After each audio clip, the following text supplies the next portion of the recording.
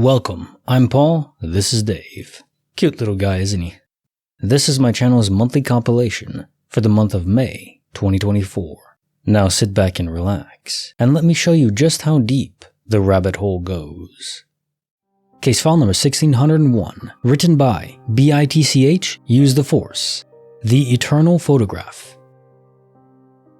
A few years ago, I was taking a walk to a friend's house that lived a street up from me. The purpose of my visit was to take her a photograph that I had recently unearthed in my bedroom. I had the picture with me when I left, but when I got there, it wasn't in my bag, any of my pockets, or anywhere. So I walked home, tracing my own footsteps back in hopes to try and find it. Nothing. I asked my parents if they had found it. They hadn't. I assumed that I must have just dropped it en route and maybe it had blown away or something. We searched the house just to satisfy me because it was really bothering me. We never found it. That night it rained, so I figured even if we ever did find it again, it would probably be ruined. Fast forward about 2 years later, my mom and I are doing a big clean of our upstairs sunroom / my room. Keep in mind that we frequent the sunroom quite often, especially since we keep our luggage and holiday decorations and stuff up there. My mom calls to me from the sunroom and asks me to come over to have a look at something. She says to me, "Isn't that the picture you were supposed to have brought up to Megan?" And there it was, sitting on top of a box as if it had been there the whole time. No water damage, sun damage, tears, anything. Case file number 1602, written by BoatFricker724. Fish and chips with a side of spicy glitches. So I was in high school, or secondary school as we call it here in the UK. In the 90s, we were allowed to leave school for dinner from the local fish and chip shop around the corner. Myself and friends used to do this several times a week, as it beat staying in school for lunch. Anyway, one day I came back to school from buying takeout food, and I was immediately intercepted by Mrs. Palmer, the deputy head. She almost grabs me by the collar. She's so angry at me. I'm taken straight to the head teacher's office, protesting all the way, and trying to eat my chips. It turns out that I, a person who had been off the premises all lunchtime, had been seen by several staff members and students disrupting a lunchtime detention club by jumping at the windows and doors and swearing loudly at everybody inside. This included Mrs. Palmer, who swore that it had been me and nobody else. So I proclaimed my innocence and asked the head teacher to ask my friends where I had been. The strange thing about it is I grew up in a very rural area, in a small town with a very small school, only around 100 students or so. Out of those 100 students, only myself and my friends had really discovered punk and grunge music as part of our year group. A lot of farmer sons and daughters. And of all those people, I was the only male student with long hair in the entire school. I got detention and couldn't freaking explain what happened. Case file number 1603, written by Ken TGT. 3 businessmen unplugged from the Matrix. My mind is absolutely blown by something I witnessed a few days ago. My brain simply can't make sense of what I saw. I have been working at a busy trade show for a few days. On the last day, I picked up a van rental. I was driving to the venue.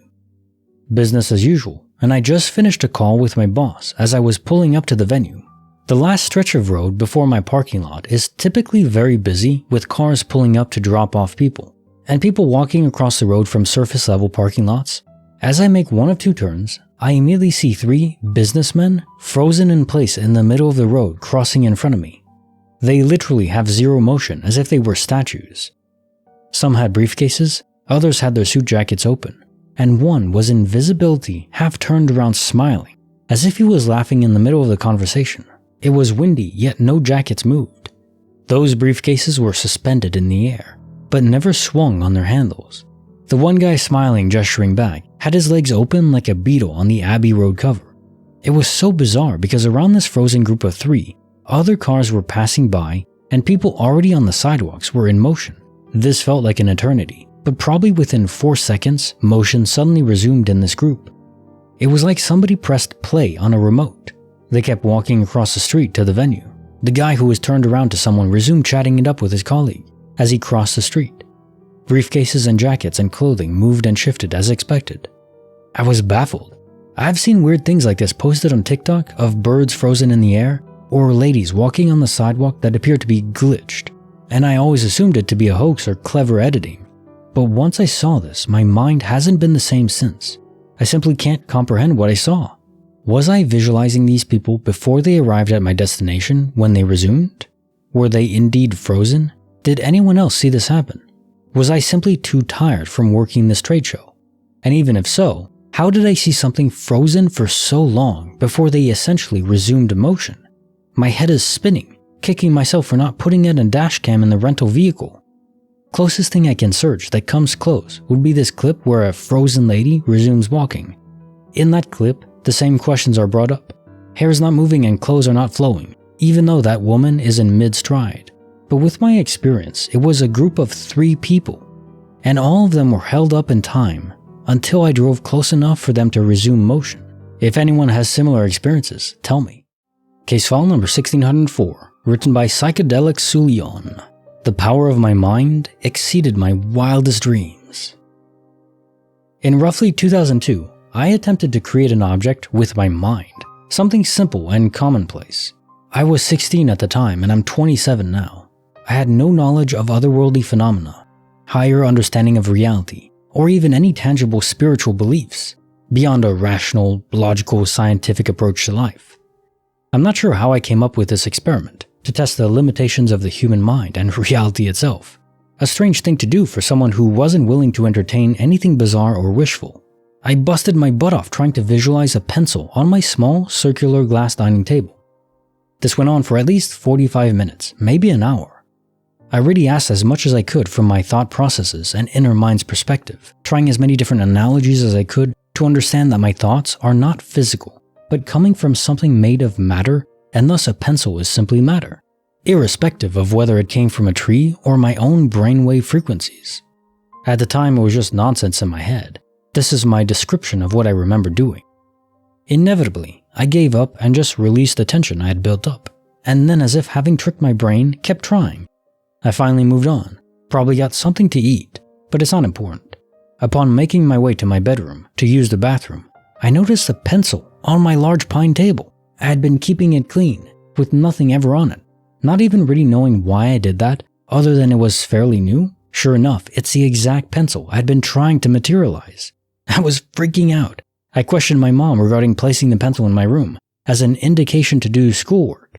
After answering me several times and not believing her, she just stopped answering me at all. I broke the pencil several times, revealing that it had no lead within it, not to mention that it didn't break like wood at all. I can only compare it to a crappy old rubber eraser that crumbles apart, one of those old ones from years ago, or one of those really cheap ones. I thought it was a joke she pulled or something like that. I interrogated her more times after that, until I felt bad about doing so. The lead was only at the tip. It wasn't lead at all. It couldn't even write. Who puts a trick pencil in someone's room after that sort of experiment? She had no knowledge of what I had been doing. She was hurt at my accusations. I would never have lied to me. She meant everything to me. My relationship with her was always loving and reciprocated. Unfortunately, I discarded the remains of it and regretted it dearly, due to losing any proof or evidence. I almost kept it, but clearly thought it was sorcery, if I only had understood it was of my own making. I guess the best part about having had an experience like this, and inevitably realizing no one you ever tell is going to believe you, allows for much higher levels of belief towards other stories. It feels great to know there are other people who experience things like this. It sort of legitimized the fact that I've told this one more times than I can count, and for what? Well, someone has to. Bonus file, written by Bravo Reddit Bravo, The Multiverse's Trumpet. So, the first story. My girlfriend, now wife, and I used to park our cars at the church and take one car together wherever we were going that night, mostly because it was convenient to meet there. Well, one night we came back after hanging out and I walked her back to her car. We leaned against the car to talk for a while. Mind you, there's one light illuminating a massive parking lot. Out of nowhere, we hear this trumpet blast. Like, oh my god, put that thing down and take up a different instrument. It was coming from the very back of the parking lot. Mind you, there are no houses around. It goes on for a few minutes and we are just frozen there. We bailed, never knew what it was. Next, for a few years, I volunteered with a youth group for a while at the same church. The group decided to have a camping night on the church field. Well, the only catch was we couldn't go inside the church, and all the doors were locked. As it got dark, we realized one of the hallway lights was on. Whatever though, we couldn't get in, so no worries. There was no one else at the church that night. We go to bed. I woke up at 2 a.m. to pee. Mid-relief, I look over and the light is off. Maybe it sounds harmless, but it was accompanied by a paralyzing fear that I couldn't shake till morning. Forward a year, I was outside the church with a friend one night and we were talking. We talked long enough to be the last people there. It was a dark, really quiet sort of night. We, for whatever reason, start talking about creepy stuff that has happened at the church. I tell him 2 stories above, we get the chills and laugh it off. Then out of nowhere, we hear a tree start to fall. Sounded like a big tree. We waited like 10 seconds, 20 seconds, 30 seconds. The tree crashed to the ground for a whole minute. We left. Case file number 1605, written by Spartan, 1986. A hero, the ultimate story of survival. My mother tells a story passed on from her great-grandmother during World War II. My great-grandparents lived in Indonesia during World War II.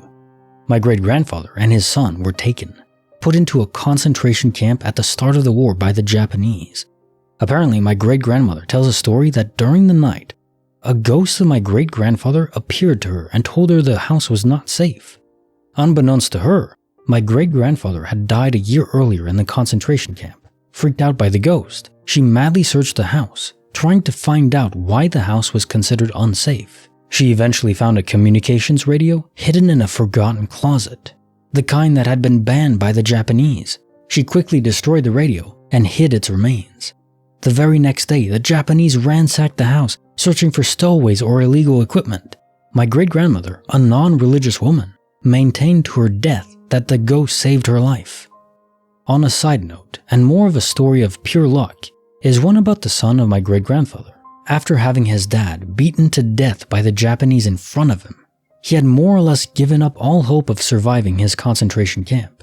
However, for strategic reasons, the Japanese decided to disband this current camp, and all the prisoners were released. My grandfather couldn't believe his luck, and despite his incredibly poor health, made his way back home. A few miles from reaching home, he was rounded up once again by the Japanese and placed in another concentration camp. At this stage, he was around 16 years old, and only by the virtue of his health, before the war, and young age, was he alive. A year later, the Japanese running the camp heard word that allies, who at the time were starting to win the war a mere 3 days away, panicked. The Japanese began to make plans to retreat from the camp the next day. However, the allies approaching them were not your usual allies. They happened to be the Gurkhas, an incredibly fit regiment that instead of resting for the night, marched on through. Instead of a 3-day march, arrived that very next morning. According to my grandfather, they pretty much beheaded any Japanese soldier they found, as he distinctly remembers walking over the bodies. The Gurkhas told him to run and go home, and that's exactly what he did. 30 or so years later, whilst reading Wary Dunlop's book, my grandfather learned that the Japanese had poisoned all the prisoners' meals they planned to give them that day, and only due to the fact that the Gurkhas arrived incredibly early did he survive. After the war, he went on to finish his entire high school of 6 years in 2 years, and then gain a degree to work for the United Nations all over the world, helping anyone in need. My grandpa is a personal hero to me. Oh wow, actually tearing up a bit after that one. Bonus file, written by Anonymous. The House of Infinite Shadows. When I was a kid, probably 10 or 12, I was visiting my cousins in a nearby town. They had just moved away and into a new house. We were goofing off in the computer playroom upstairs. The oldest of the cousins was explaining to me and her sister that earlier when she was passing her parents' bedroom to get downstairs, she had seen the silhouette of a man in what she said was a bowler hat. Whatever that was, I didn't know. Leaning up against the banister of her parents' bed with one foot propped up against it. She said she had never been so scared in her life and bolted the hell out down the stairs. I wasn't particularly excited to hear this, because the only way downstairs was to walk down a very long hallway that ended at that bedroom door, with a straight view at said banister. We finally got the nerve to run downstairs. I didn't look as we passed the room, but never before and never again have I felt so completely and utterly terrified by simply psyching myself out. Fast forward to that night, I was back at my house in bed, trying to get to sleep. I used to put my clock radio on a 30-minute timer and listen to music while I drifted off. I would occasionally check the time out of habit and impatience in falling asleep. I kept getting a very uneasy feeling, kind of like I was being watched. I looked up from my bed to see a shadow person leaning back against my closet door, with one foot propped back against the door. I couldn't make anything out except that he was wearing a round, rimmed hat. What I later learned was a bowler, with his arms crossed. The feeling of sheer unbridled terror was indescribable. I closed my eyes and pretended not to see. I then floated a couple inches off my bed and a foot or so down the bed towards the figure before I landed hard on the bed again. With my feet and shins hanging over the foot of the bed, I froze in terror for a couple minutes before I had the balls to open my eyes again. He was gone, but the time on my clock showed that only a couple minutes had passed, and the same song was playing on the radio. It took even longer before I had the nerve to squirm back up to the head of the bed. I always just thought it was the most vivid nightmare I'd ever experienced, but now I'm not so sure, especially not since I googled shadow people. So thanks for that. In summary, a shadow person pulled me towards him off my bed, a good decade before I even knew about shadow people. I've since found out my mom has been seeing shadow people. She just described them as figures, darker than the darkness around them, all around it for years. Heads peeking out from around the wall and the stairs, figures standing in the hallway from the living room, or darting in and out of the rooms. She never told me about any of this until I moved out. The only rooms upstairs are my old room and my sister's room, and she's been sleeping on the couch downstairs since I first moved out years ago. The only exception to this was when she had friends over, but more often than not I'd find them all sleeping downstairs by the end of the night anyway. I need to talk to them and ask them exactly what it is they've seen. It's just that they don't really talk about it, since they still live there and all. Case file number 1606, written by Hot Fries. The Piercer That Defied Reality. So a while back, my kid got their ears pierced. They saved up their money and I took them to a place locally that specializes in piercing, which is very highly rated. I've had piercings done there, etc. It is the kind of place where you have your piercing done with a needle and then your jewelry, implant-grade titanium, is placed in the piercing. So the kid gets their ears pierced. A few weeks pass, and one day after school, they tell me the post of their earring is gone. The jewelry were flat back posts with a tube-like opening in the front. Google threadless flat-back earrings to get an idea of what they are like. Under closer examination, I realize the post is still there. It's just the back of the earring that is closed over it.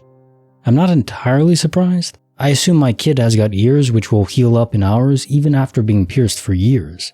We take them back to the shop, and the piercer on duty is surprised that it could have happened so quickly, but then realizes there is still a small hole left and is able to pop the back of the earring through it. This causes a little pain and inflammation, so they recommended swapping out the current post for a longer one to avoid this ever happening again.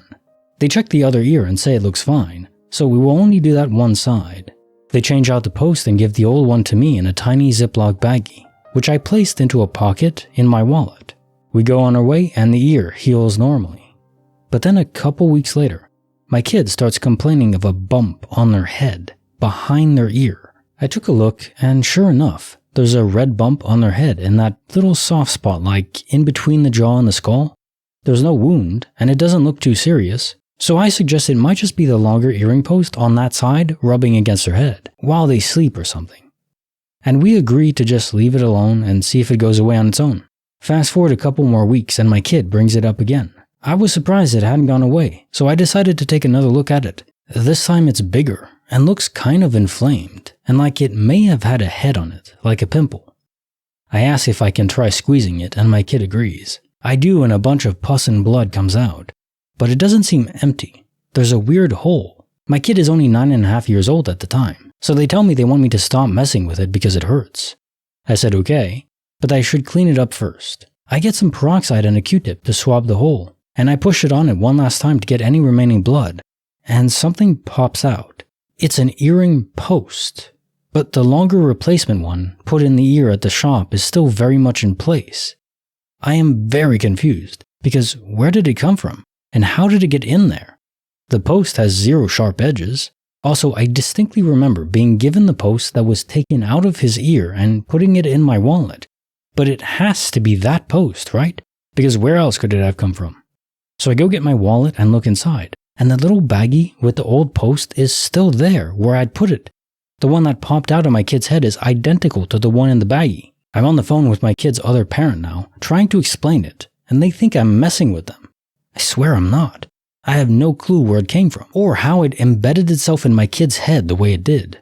The hole took a long time to heal, and left a really dark scar from having a dull piece of metal deeply embedded under the skin the way it did. I still have zero explanation for how this happened. It's been over a year. Every theory anybody has suggested just does not work, and there's no logical explanation. It's so inconsequential, but so fully bizarre. My kid's other parent tells me not to bring it up, or talk about it because it freaks them out too much, and they feel uncomfortable with there being no way to explain what happened. The steps the piercing studio took made me feel confident in saying there was no error on their end. Lastly, it's okay if you don't believe this happened. I promise I didn't make it up, but it truly is so weird and unexplainable that I get why it's difficult to believe it happened the way I've described. Case file number 1607, written by Glitchy GM DRP, The Enchanted Newborn. This happened about 13 years ago. I think about it often. I have two sons, 14 and almost 13. About 13 years ago, I had my newborn son laying on my bed while I was folding laundry on the same bed. I turned to look at my 1-year-old for literally a minute. When I turned back around, my newborn son was gone. No baby, just blankets. I looked through the small pile of clothes. Nothing, just a pacifier he was using, the feety pajamas he was wearing, and the blanket he was swaddled in. He had absolutely vanished. I looked everywhere around the bed, I even looked under the bed, and he was completely gone. I ran outside to see if his dad somehow had him. He did not. We panicked and tore up the house. About 10 or so minutes later, I hear a baby coo under the bed. I yelled to his dad. His dad Hulk lifts up the entire bed, and there he is, laying directly in the middle, under the bed in only a diaper. It was almost as if he had just fallen straight through the bed, straight through the blanket, through the clothes, just right onto the floor. He didn't even make a sound. He didn't even cry until the bed flew up and scared him. I think about this all the time. Case file number 1608, written by Remarkable Let 251, door dashed into a warped Hilton. I'll preface with the following info. I have been door dashing for the last year and a half. I've completed 3,000 deliveries. Hundreds of these have been to the Hilton in downtown Portland, Oregon. When I end my deliveries, no matter where I am in the city, I head towards Starbucks. Leaving the Hilton, this means taking a left. I got a delivery yesterday for the Hilton. I recognize the address. I also know that DoorDash puts you on the backside of the hotel. You have to know to walk around to reach the front. The back end is flat with the road. The front end has stairs leading up to the main doors. I always have to haul my bike up, and it's a pain in the butt. You can enter through the back, but have to go down a long hall to get to the front. I go walking in per usual when I just stopped hard. I wasn't facing the main lobby. I was facing the long hallway that leads to it. But how? I was at the back end of the hotel. How? I was so floored I didn't even realize the customer had walked from the lobby to meet me. I still apologized in complete shock. As I walked out, I grabbed my bike and went down the familiar stairs, hung my usual left to go towards Starbucks. But how? Plus DoorDash had sent me to the normal address. But I had walked around per usual since, reminder, DoorDash always sends you to the back end. Fast forward an hour and I get an address for a hotel I do not recognize. I was confused because I knew the Hilton was on that very same block, but the address was different, so how can there be any other hotel there? When I pulled it up, it was the Hilton. The address it gave me was for what is now the new back end, which made it the street a block down, which I didn't recognize it. The damn insides of the hotel are flipped. The first time I got the address, I always get it, and if I had followed it normally, it would be the back end, but it wasn't. The second address sent me to the new back end, but if I walked around per usual, it'd be at the front, but it's backwards from usual. Everything is flipped. I have no history of mental illness. I've never seen things. I've done hundreds of deliveries there. I know which way that bloody hotel faces. Also the stairs. There are no stairs at the front now. It's flipped around. Anybody know what the actual frickery is going on? That was super hard to explain, but I hope someone gets it. I looked on Google Street View, and the hotel faces the way I'm used to. Literally the opposite that it is now. Literal proof that I'm not crazy. But I'm confused. If I switch timelines, wouldn't everything including maps be aligned with this new reality? Why is it aligned with my old? I'm freaking freaked out though. Case file number 1609, written by ads1179. Was my father a real wizard? This happened 25 years ago, but I remember it so clearly. We would always wake up my dad by going in and jumping on the bed on weekends. He worked a lot and was gone when we woke up most mornings, and home after we went to bed, so weekends were the only time we really saw him. So anyway, my brother and I, are about 6 and 7 at the time, and we go in there one weekend and wake him up, jump on the bed a bit, just being kids, and start talking to Dad. Tap, tap, tap. What was that? I'm tapping on the window, says Dad, who was lying in bed on his back, about 8 feet from the window in the upstairs bedroom. Tap, tap, tap. Dad, what is that? I'm tapping on the window. Here, watch. So he puts his arm behind the pillow and shakes it around a bit. A hand appeared outside the window, as if someone was crouching down and just reached up. Tap, tap, tap. I looked at Dad and he just laughed. I couldn't comprehend it at the time. I still have no idea now if it's something I just wanted to see and my mind thought it was there or what, but I've never forgotten it. Case file number 1610, written by La Chica Salvaje, Twisted Time in the Shopping Mall. About a year ago, my mom and I were in the first parking space area of a small shopping mall. She was getting things ready for the store and I was waiting. The space in front of us was a large white SUV. I can't explain why, but I have the urge to study the SUV when I usually don't even pay attention. The family that owned the SUV came out, and it was a father, infant, a carrier, and a little girl. The little girl stared at us the whole time her father was getting her in the car. She had this huge, oversized bow in her hair and a side ponytail, and just kept staring even as they walked to the driver's side. She didn't take her eyes off of us. The father packed her up. My mom also stared at her. It was so strange. We went into the store right after the whole family was in the SUV. When we went to open the door, the same family came out. Odd little girl, father, baby were still holding shopping bags. My mom and I looked at each other in horror because it took him 5 minutes to pack his kids in that SUV. How could he get out and run into the store in the few seconds it took us to walk to the sidewalk in front of the store? We weren't the only ones who saw it. A worker from the food place next to the store saw it, and we all exchanged looks of horror. I have no idea what this was, but I can tell you very few people believe me and my mom. Case file number 1611, written by Marnett.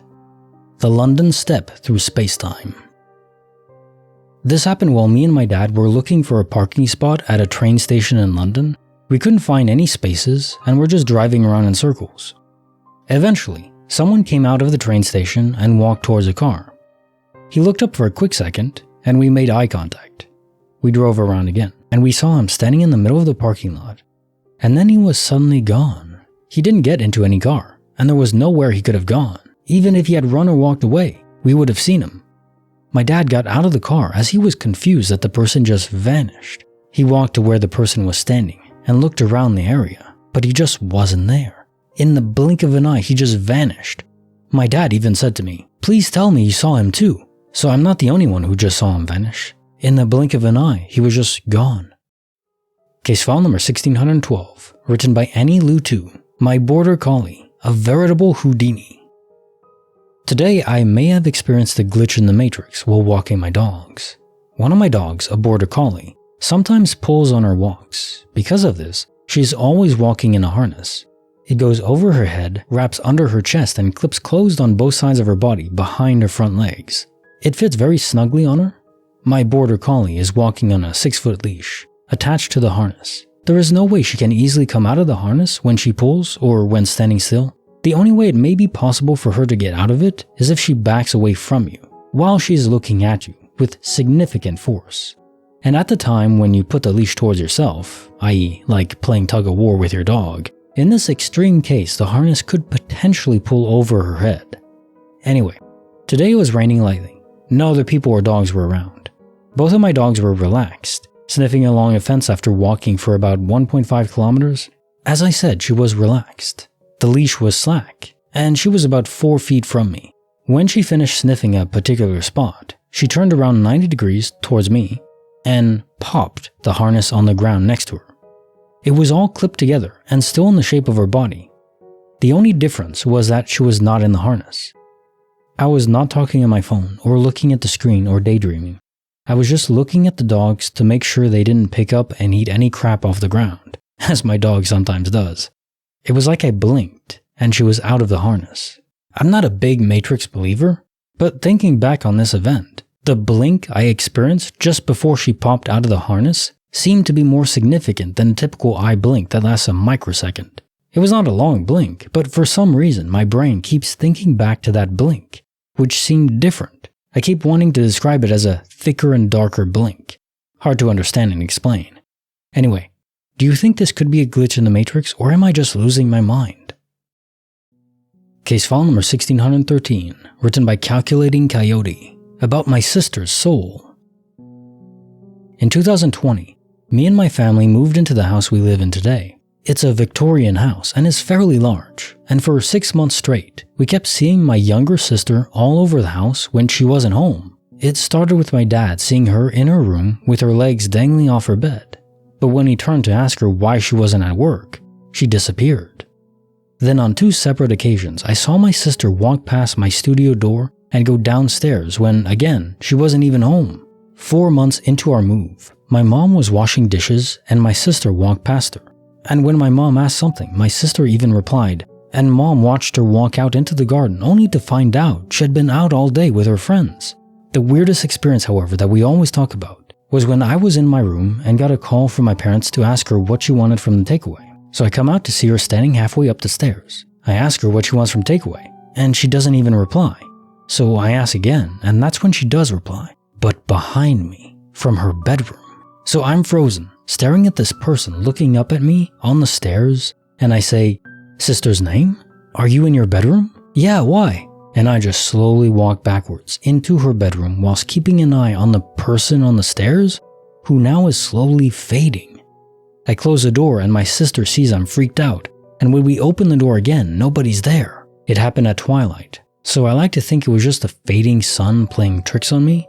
But honestly, I remember looking at them so clearly and seeing detail on their face. I even remember how they stopped moving and stood still when I talked to them. The memory still makes me feel on edge when I pass that area. Nothing has happened for almost 4 years though, and it's the only odd experience I've had with paranormal stuff. Still, I yearn for some kind of explanation or to know others have experienced the same thing. Case file number 1614, written by Mac's wife. I know the future. I know death. I occasionally get flashes or visions of things that happen again later. Recently, I had a specific conversation at work. This was not a normal or routine conversation like, "Did we get any mail?"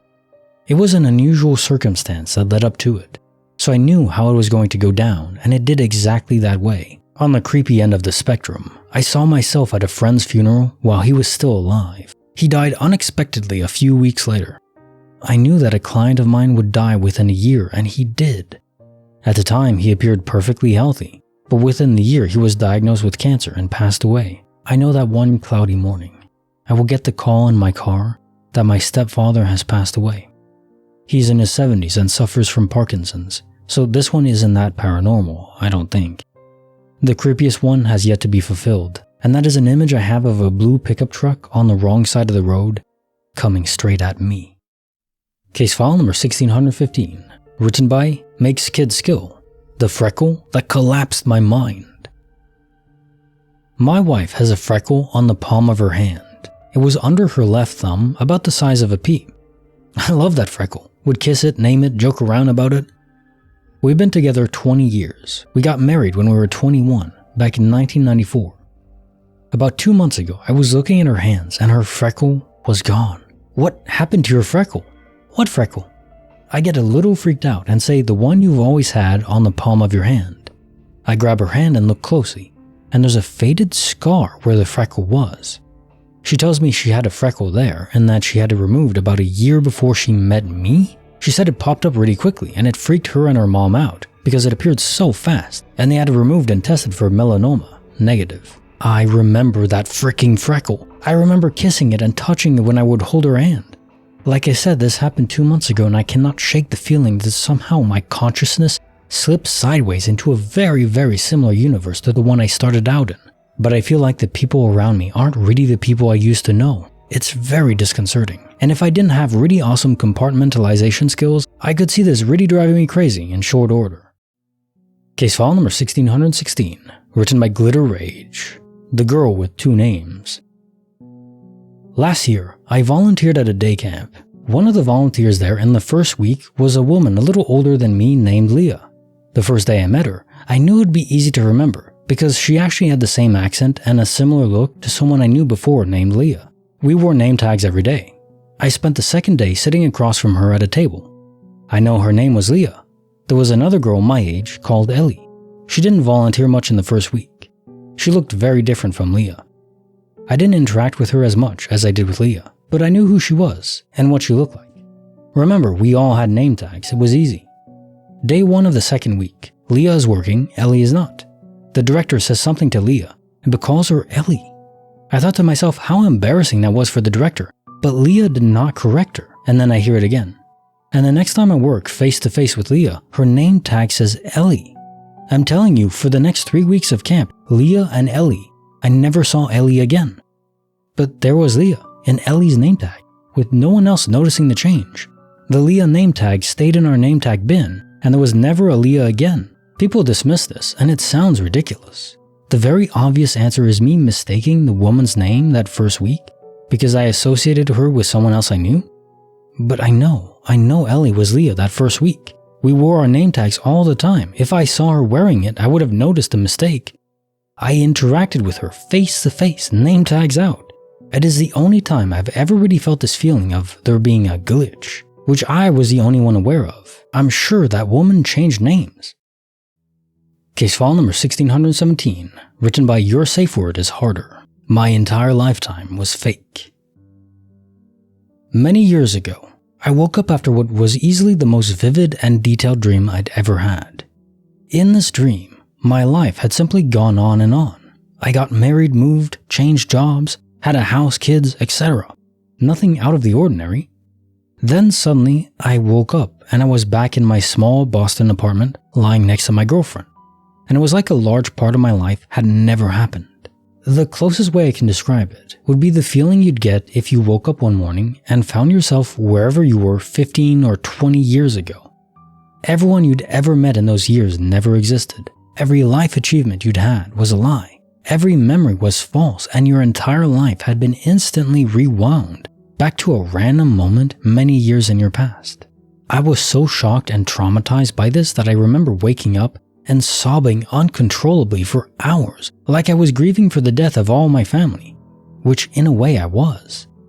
The unexplainably bizarre part to me was how mundane the dream was. Nothing dreamlike or surreal happened. It felt absolutely like real life. The only difference was the timescale. In this dream, the time elapsed was easily at least 15 or 20 years. To this day, I can still recall bits and pieces of the dream, including vague memories of my family's face, and I can start to feel like crying again. And sometimes I can also start to get emotional at the thought that someday I may not remember anything of the dream and all those people and life memories will be gone forever. I'd never had anything like that happen before nor since. But it's still one of the most deeply scarring events that's ever happened to me, and one that I have yet to explain or understand. Case file number 1618, written by Life is Bizarre. The Matrix Ignited. Back in 1997, I had a dream that I was sitting on the school bus heading to school as usual. But there was a general tension in the air that was not normally there. Talks with China had deteriorated further in the night, and everyone was scared things had gone too far. As we drove, there was an emergency broadcast over the radio. It had happened. They had launched the bombs and we were retaliating. The bus driver slowed and started to weave across the road as we looked in horror at the horizon, at the distant trails of the missiles streaked across the sky, followed by a blinding flash, a roar of oncoming flame, and suddenly waking up, screaming in a dark, unfamiliar environment surrounded by similar screams. I looked around at rows and rows of unfamiliar metal beds with hundreds, if not thousands of people wired into machinery and feeling completely disoriented. A man dressed in an olive green uniform was running down the hall towards me and stopped, out of breath, puffing in front of me.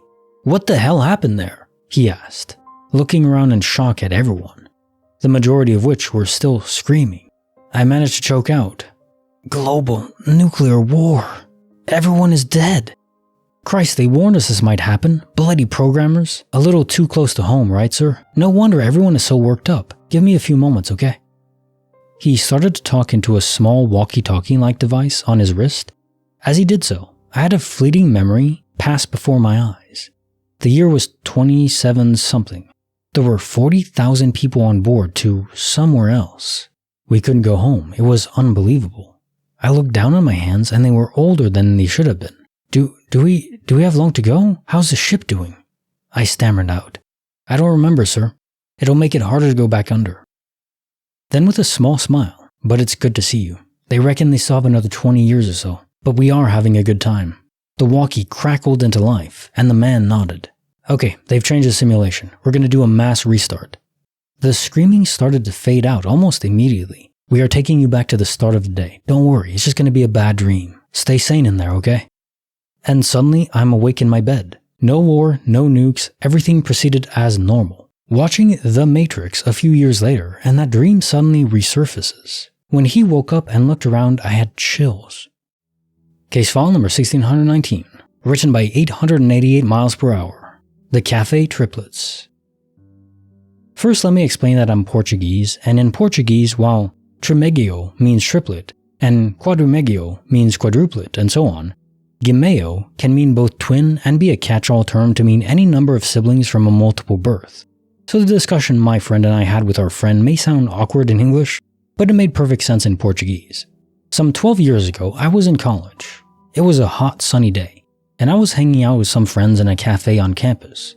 It was a big group, so some were chatting and others were studying. I was people watching.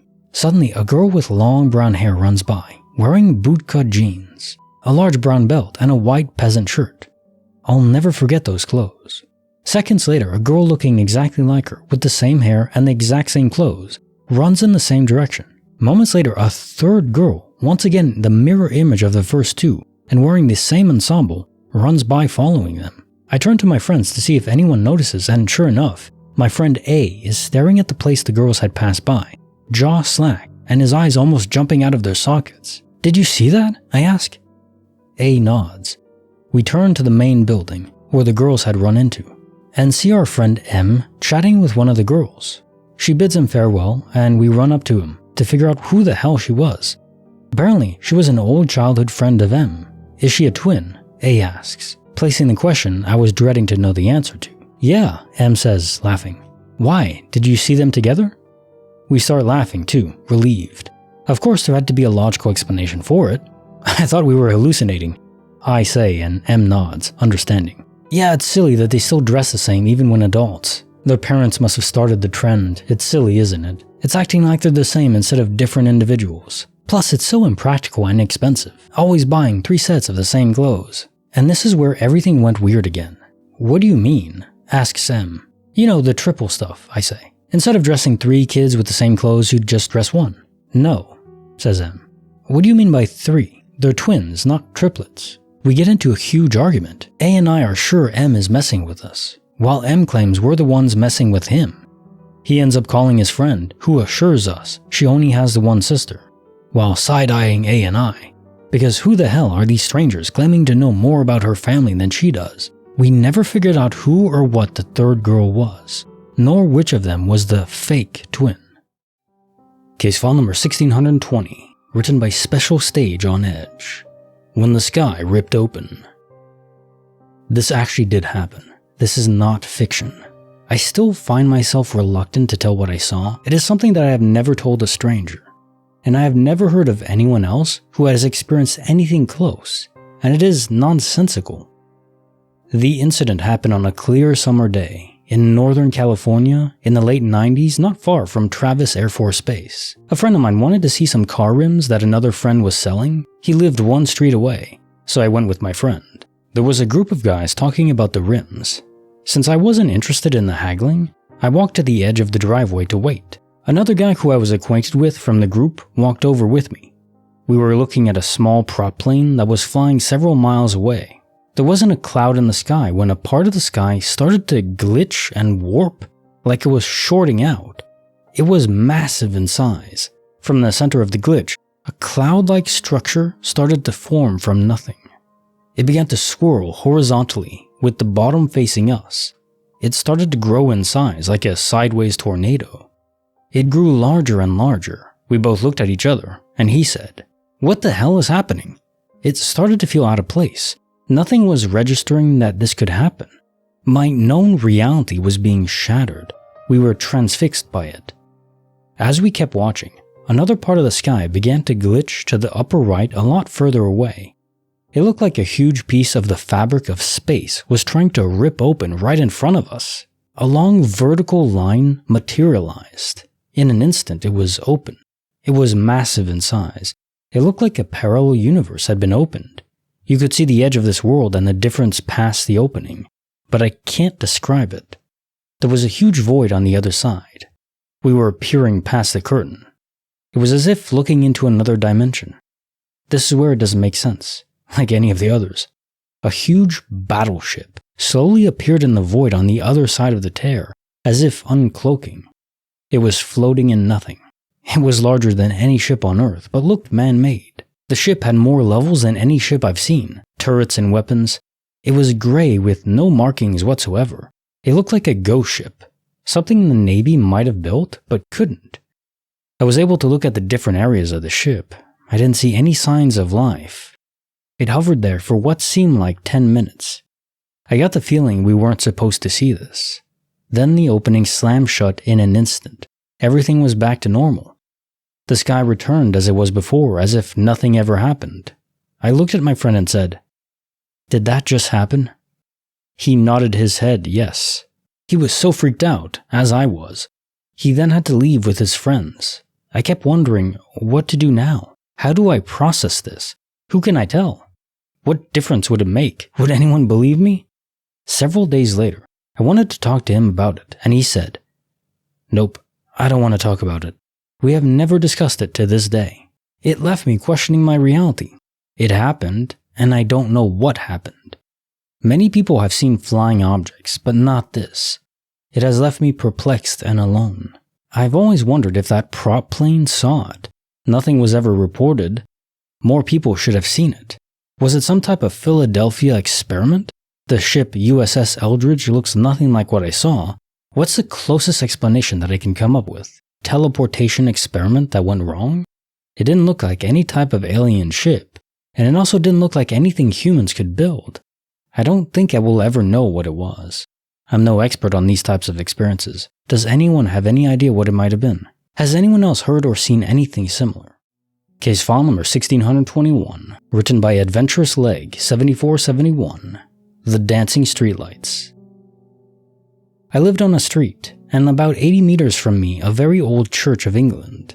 It's in the Domesday Book, and I was looking out the front window, and in front of the entrance to the church was a streetlight that had an orange glow, and it was surrounded by a big oak tree. Lovely place. But what happened was, I saw this streetlight move. It moved so much that it hit some branches, and the tree branches was waffling about, and the whole tree canopy moved.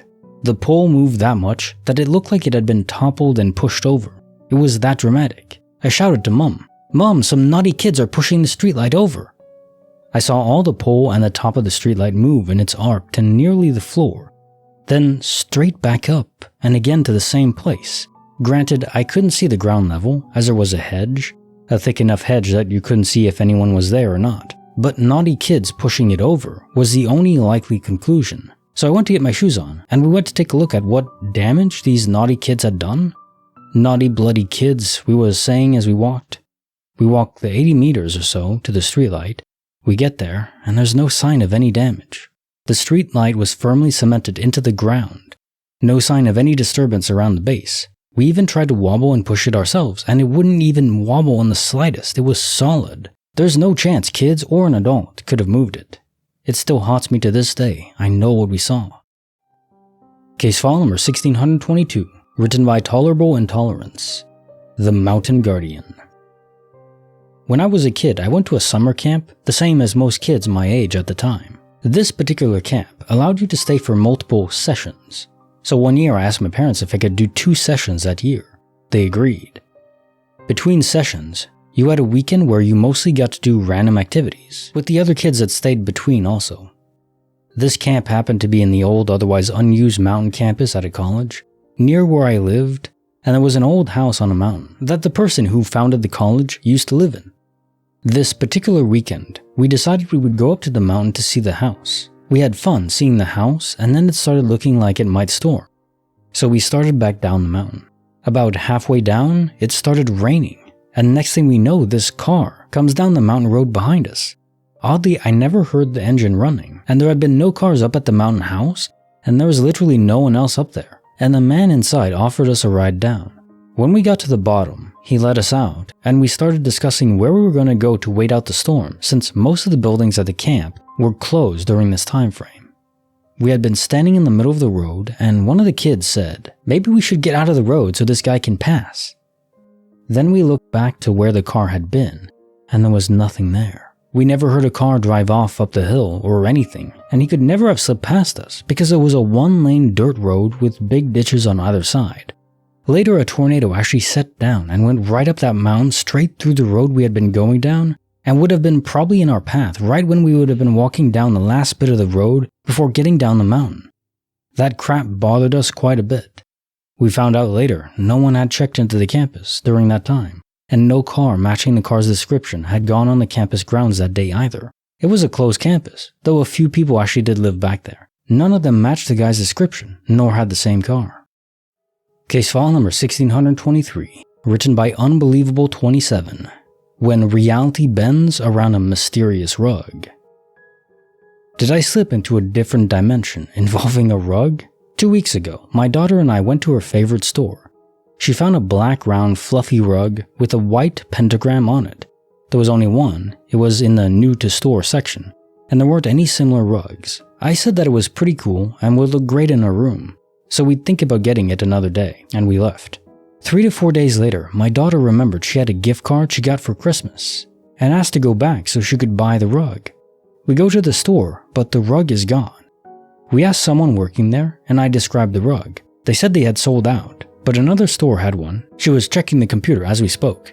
I was going to be near that store that week, so they rang it and asked them to hold it for me. All of this I remember distinctly, including them calling the other store and asking about this rug. Today I went to pick it up. They bring out a black rug, but it has a kitty moon and a star on it. I say, no, this is the wrong one. Long story short, the person serving me accuses me of lying about this rug being different to what I had put on hold. He then tries to gaslight me, saying the pentagram rug had never existed. He literally says he's never seen it, so it didn't exist.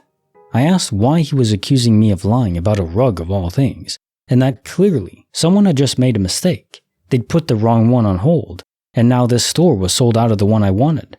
But no, this guy again says I'm lying, that this is the rug I'd asked to be held for me. Again, he says that the rug I was talking about didn't exist, had never existed. By this stage, I was getting pretty weirded out by his behavior, and asked for the manager. I explained to her that I wasn't so much angry about the mistake with the rug, but being accused of lying, then being told that this rug didn't exist. She says she remembers that rug, and they have sold it in the past, but doesn't remember having anything like it in stock recently. And here's where it gets weird. I pick my daughter up from school, and she asks if I got the rug. I start to explain that they didn't have the pentagram rug, but only one with a kitty on it. And she says, yes, that's the one I wanted. I ask about the pentagram rug. She has no recollection of it. I ask what the kitty rug looked like, and she describes it exactly. She remembers being in the store, and there only being one rug, but it was the kitty one. She even remembers me saying that the rug was pretty cool, except I'd never seen that rug before today, and I hated it. I never would have said it was cool or looked good in her room. I distinctly remember the pentagram rug, and that it was the only one in the store. Not only that, but the kitty rug is old stock and currently selling at half price, whereas the one I remember was in the new section. The whole past week in my life has felt odd, almost like the Twilight Zone, and now this weird glitch occurring over a rug. There is no way I saw a kitty rug. My memory is so clear on this. Case file number 1624, written by Verum Seeker, The Strange Glitchy Brew. This happened on one of the first days of January of this year.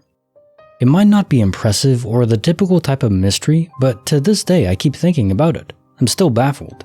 My two friends and I had met to hang out in the evening. It was a Friday, but there weren't too many people around since Christmas. Here in Spain, it lasts until January 7th. Had just finished recently. We were at a table outside of a cafe and cocktail bar, having some beers. It's important to mention that we were not already drunk. We are three young, tall, fit men accustomed to drinking regularly, which means we have a high tolerance for alcohol. Also, I'd like to mention that one of my friends is a policeman. My other friend is an engineering student. Well, I'm already an engineer. We bought 4 bottles of beer. All the bottles were of the same brand, Aguila, which has a unique blue label attached to it. The table was round and we were properly distributed around it, forming the vertices of an equilateral triangle. That means that each of us watched the other two at all times, as so was any person that could pass behind. We were joking and laughing and almost finishing the second bottle, while suddenly my fellow engineer friend stopped laughing and interrupted to say with a mystified expression, "What is that beer doing here?" When I heard it, I couldn't make any sense of it, but when I realized what he meant, I stopped laughing very quickly as well. One of the small bottles was no longer a blue Aguila beer, but an Estrella Galicia beer, red and black label colors. It was also of the same size. Now it's time to state a few things. You could say that the three of us got confused and that not all of the beers were of the blue label brand. I would respect that thinking, as I would probably think the same thing too if I were you. But not only are my other two friends and I 100% sure, but also the offer we bought was an Aguila offer. I personally split the 4th bottle of blue Aguila among the 3 of us. As I stated earlier, we are young boys, we never take drugs. We are mentally and physically healthy, and we have never experienced anything paranormal before. There were 3 tables around us, separated by approximately 1 to 1.5 meters from us. Only one person came behind one of us, and me and my other friend saw her moving all the time, without having a beer and as much less doing anything suspicious. The idea of a person approaching our table, taking one of our empty bottles, then replacing it with another different empty bottle is just preposterous. I thought that maybe one of my friends might have done a trick to mock us, but we never look away from the table and each other, at least I didn't. We went serious soon. We were afraid of having drunk something poisoned with some kind of drug. We were thinking about how to properly investigate what the hell just happened, when a random mad old woman came from inside, yelling at us and ordering us to leave. Apparently, she was the owner of the bar next to the one we bought the beers from, and she passed out because we were sitting at a table that was far from her place. We didn't notice since at this spot there were many bars very close to each other, and tables were almost the same. We joked about it because it felt like an NPC was forced to spawn to divert our conversation and spoil our attempt to investigate any further. Honestly, I can't really tell what happened, and up to this day, we keep talking about it. I decided to write about this after something even creepier happened to me yesterday, but this time I told no one about it since I feel like I won't be believed, and I'll start to lose respect or credibility. I can't blame nobody though, since I'm also a skeptical bastard that would also think I'm either crazy or lying for attention. But the world is just weirder than I thought. Case Hunter File 1625, written by Don't Tell Me, Show Me. A Midwest Nightmare of Japan's Tremor. I swear to God I was in Japan when the big earthquake happened near Sendai. Except I live in the American Midwest and I've never been to Japan, so here goes. I don't remember much about it anymore. At the time I was sick with a chronic migraine condition. I had to quit school and work and I was really depressed. I went to my grandparents' house for a few days to just get away, decompress, and get out of my goddamn house for a while. The night before the quake, I went into a really deep sleep and eventually got to dreaming. I knew I was in Japan, though I'd never been there and had no reason to be there. I was in a natural setting, not a city, and I remember various forms of wildlife freaking out, acting erratically, birds flying in circles, rodents scurrying in a directionless manner, etc. I was with someone I had never met. I don't remember anything about them, except that I knew that I was supposed to know them, but I didn't. The ground underneath me started to tremble, and then I've never experienced an earthquake, but it was beyond anything I could ever imagine an earthquake to be. And the freaking sun, man, that is what I really remember. Try to imagine what the sun sounds like. Now imagine that sound right next to you, almost as if the sound is what's making the ground fall apart underneath you. I remember looking at the sun and thinking, holy hell, the sun is about to split open. It's about to vibrate out of the sky and just freaking split open. A literal wave of blackness came over me and I woke up in a cold sweat, head pounding. though that was nothing new. I stayed in bed for a while, trying to remember and process what the frick had just happened to me, and then went upstairs for breakfast, though by then it was almost time for lunch. I went upstairs and my grandparents were watching the awful tsunami footage. I felt violently ill, more so than usual, and didn't dare tell them why. It was extremely upsetting. File number 1626, written by Poppy Nola, The 7th Avenue Mystery.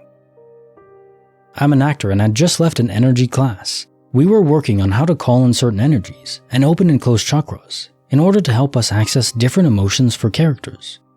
We finished with a meditation and I was feeling really lightheaded and energetic. As I'm walking down 7th Avenue, Manhattan, it's packed because of a Knicks game, I think, at Madison Square Garden. So I opted to cross the street to avoid the crowd. I distinctly remember crossing at the light in the crosswalk on 34th Street, but somehow, what felt like a moment later, I was back on the previous side of the street again in the middle of the crowd walking, like I'd never crossed. But I stopped and stood there trying to figure out what the hell just happened. It was like I blinked and ended up back where I started.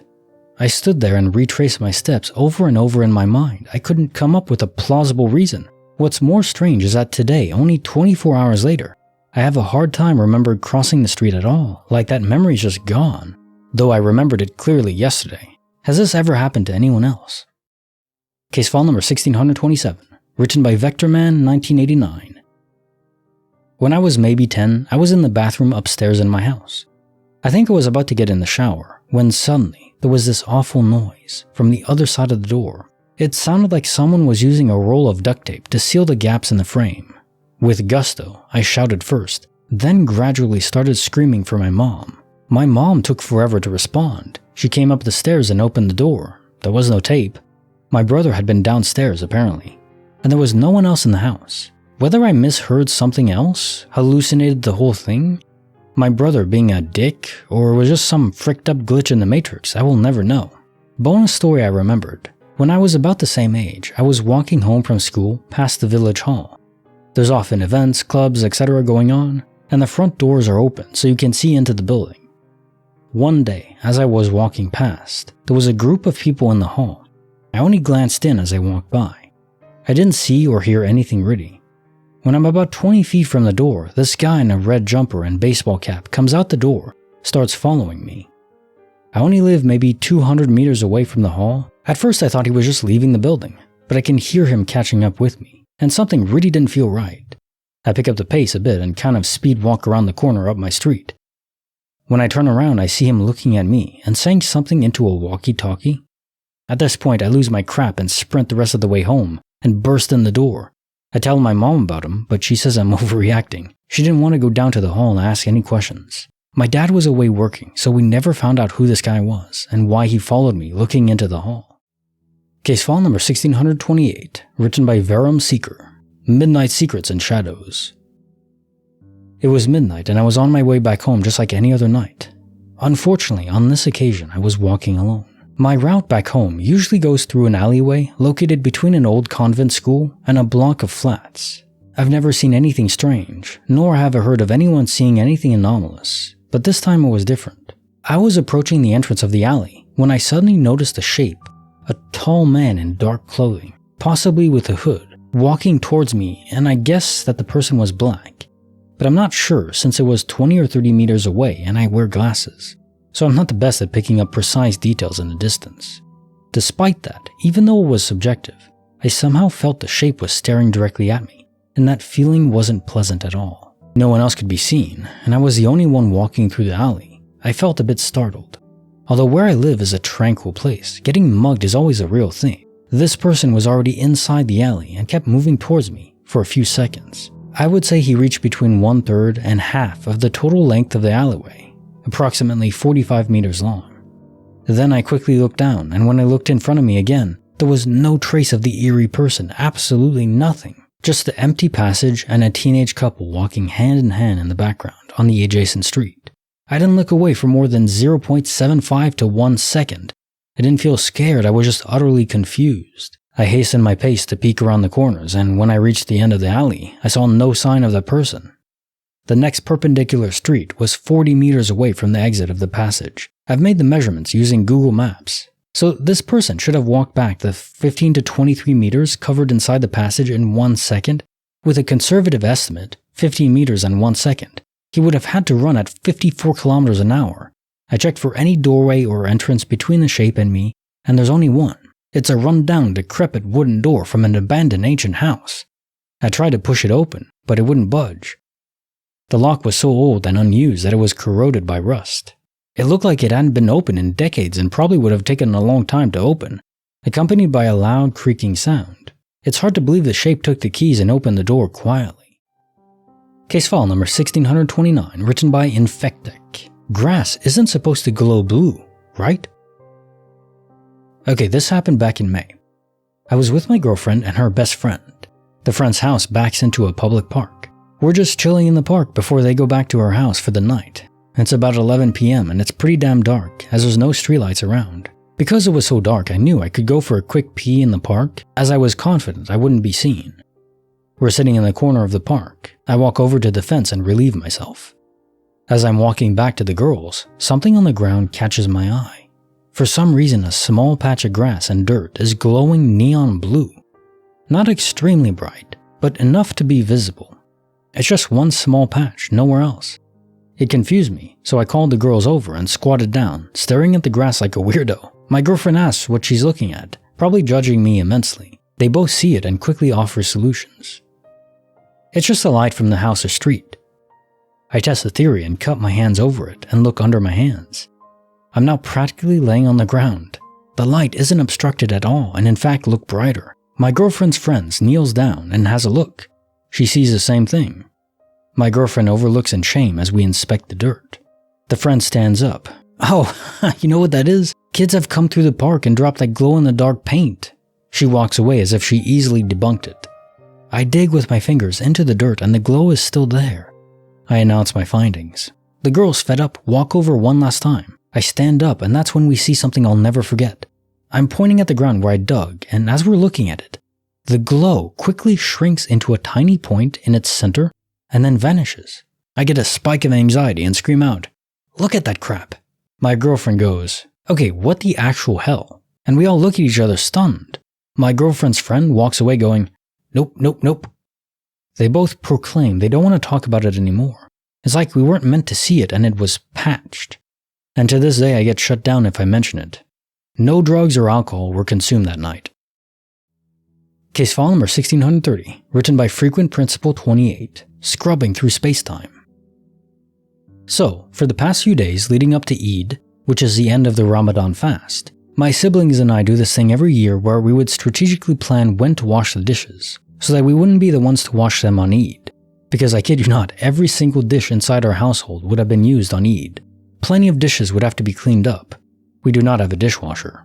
So for example, our clean the dishes timetable in our house would go according to our ages. We wash the dishes from oldest to youngest in turns. We're 3 siblings. That's our only duty in the house. So the day before Eid rolls around and I'm happy because I did all the dishes that afternoon, and I'm pretty certain I will not be washing the dishes on Eid.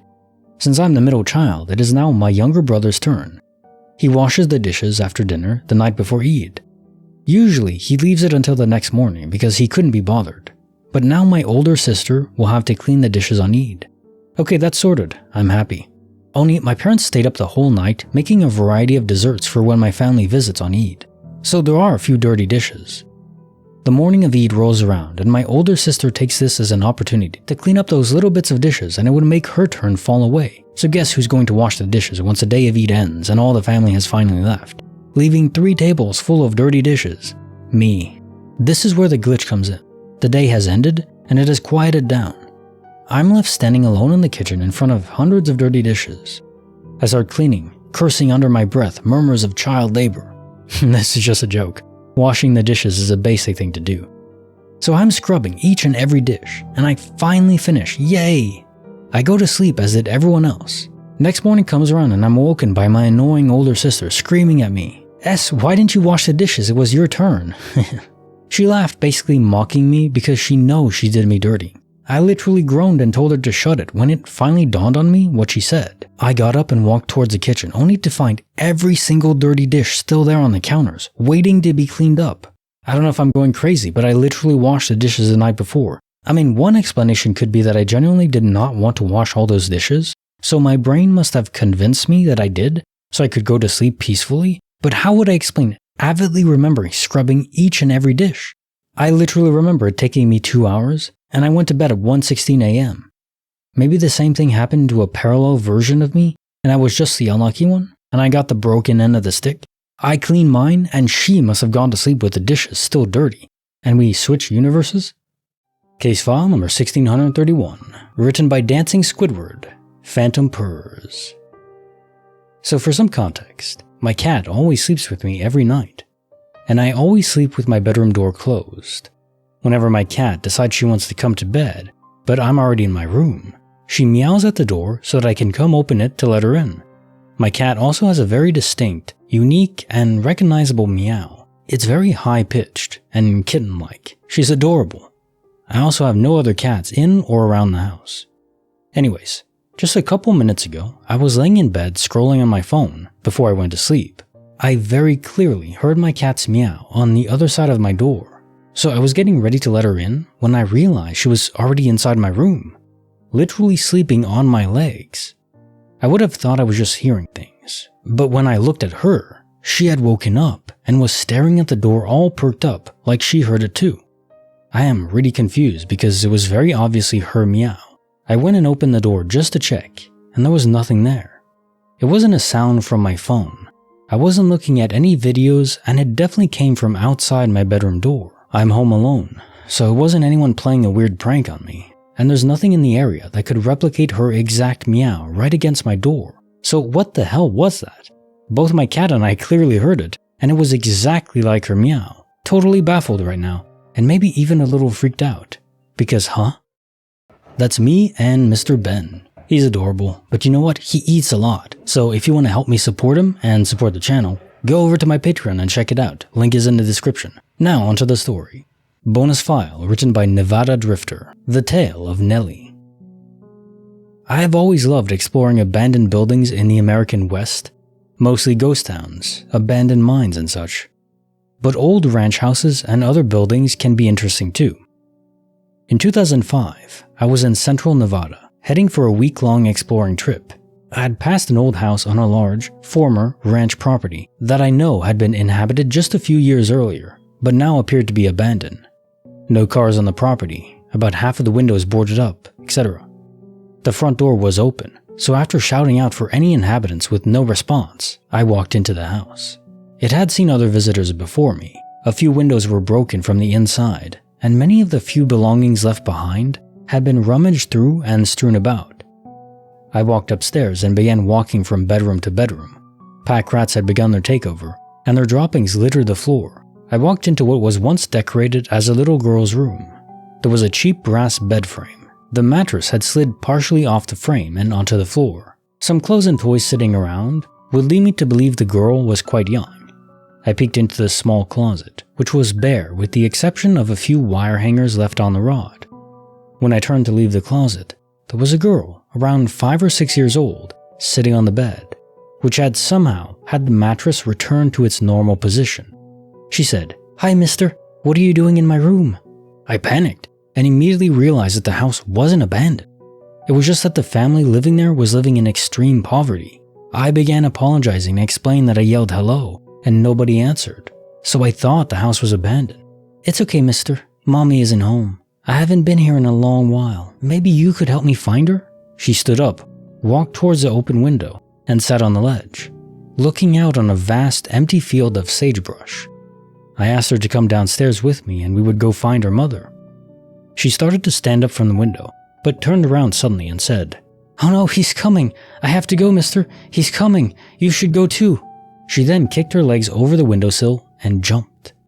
I raced to the window and looked to the ground, expecting to see an injured little girl, but there was nothing there. I raced back downstairs and out of the house. I looked around as I walked back to my car, but saw nobody. She wasn't what I think of when I think of a ghost. There was no transparency, no foggy haze around her, or anything like you would expect from a movie Ghost. I still don't know what the hell I saw. I pulled into Austin, Nevada later that evening and met up with a group I was planning on exploring with. We went for drinks that night at a local bar. After a few drinks, they convinced me to tell my story to the bartender. He listened and then asked me to confirm the location of the property. When I described the location and condition of the house, he explained, "Oh yeah, that's the old blank ranch. Sounds like you had a visit from Nellie. She likes to chat with people that stop by. She's harmless." He then explained that the original owner disappeared in the late 1960s after leaving a note saying the family was moving to Alaska so he could buy his luck at gold mining in the Yukon. He was later located in Oregon and largely suspected of killing his wife and daughter. However, no bodies were ever found. His version of the story was that his wife and daughter did not want to leave Nevada and left him somewhere along the way. I absolutely loathe telling this story because I don't believe in ghosts or the paranormal, and I feel like I'm trying to tell a spooky story to a group of children. I went back to that house 2 more times before it burned down a few years back. I never saw or heard anything unusual since my first visit. Case file number 1632, written by Benjamin Tom. The Silent Emergency. I had just pulled into the parking lot of where I worked and was walking towards the building. It was like 3 in the afternoon, broad daylight. All of a sudden, I heard an ambulance's siren start sounding. Naturally, I looked down the road to try and see the ambulance. I saw it approaching and decided to watch it for a bit. It was quickly getting closer, and it was about to pass right by me.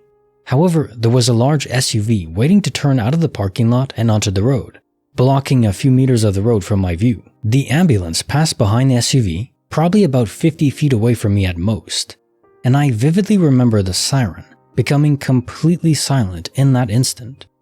The ambulance had vanished entirely as it passed behind that SUV.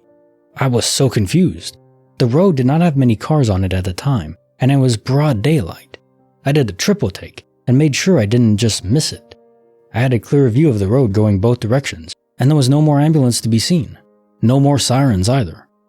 I walked up and down the road, trying to find it for a solid minute, but nope, it was gone.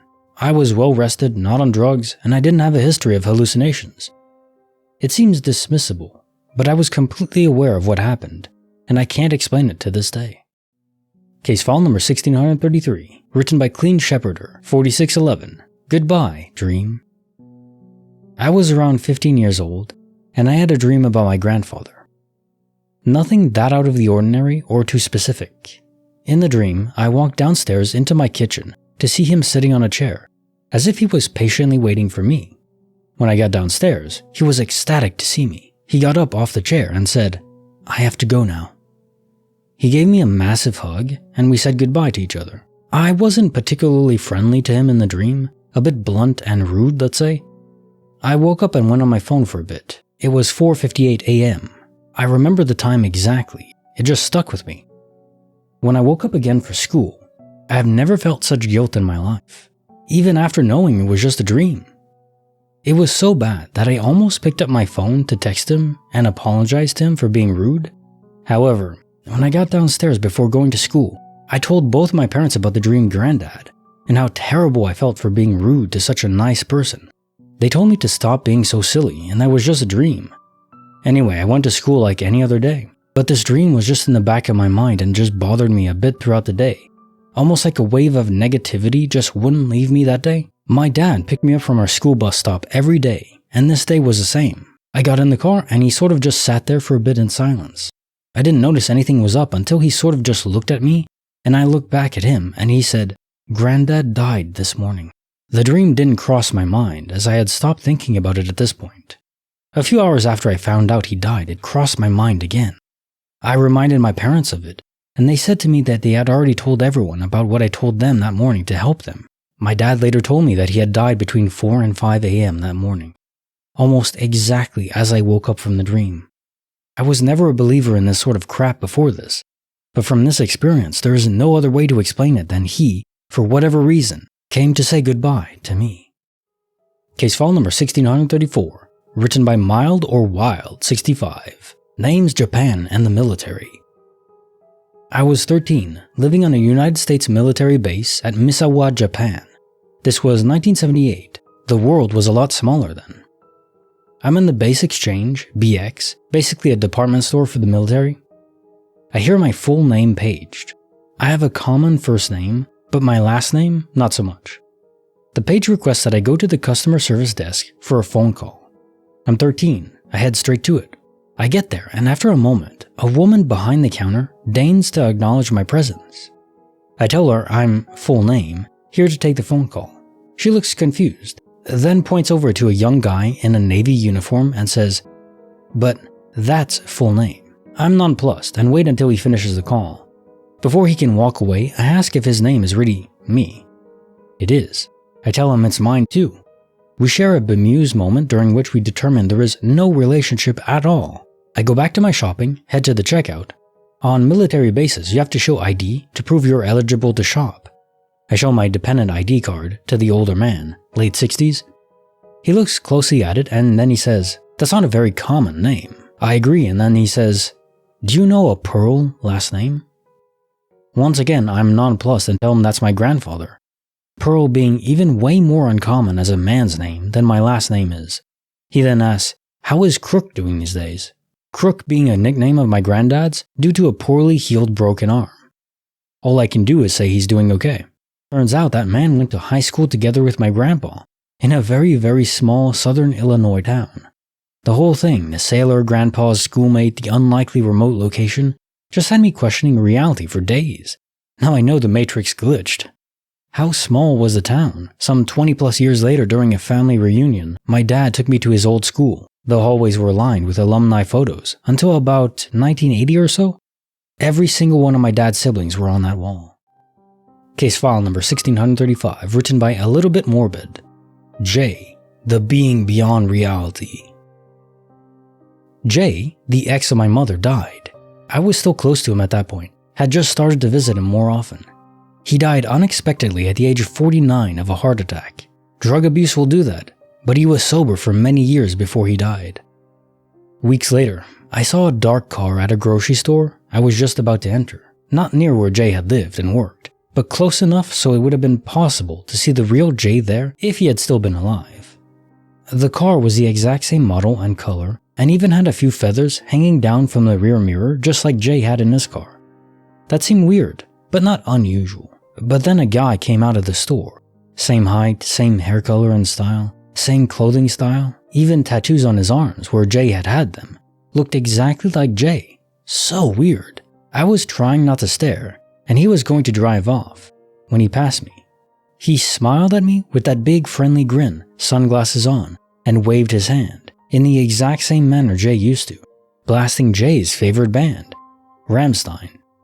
I still can't wrap my head around this. A car that looked like Jay's, I get it.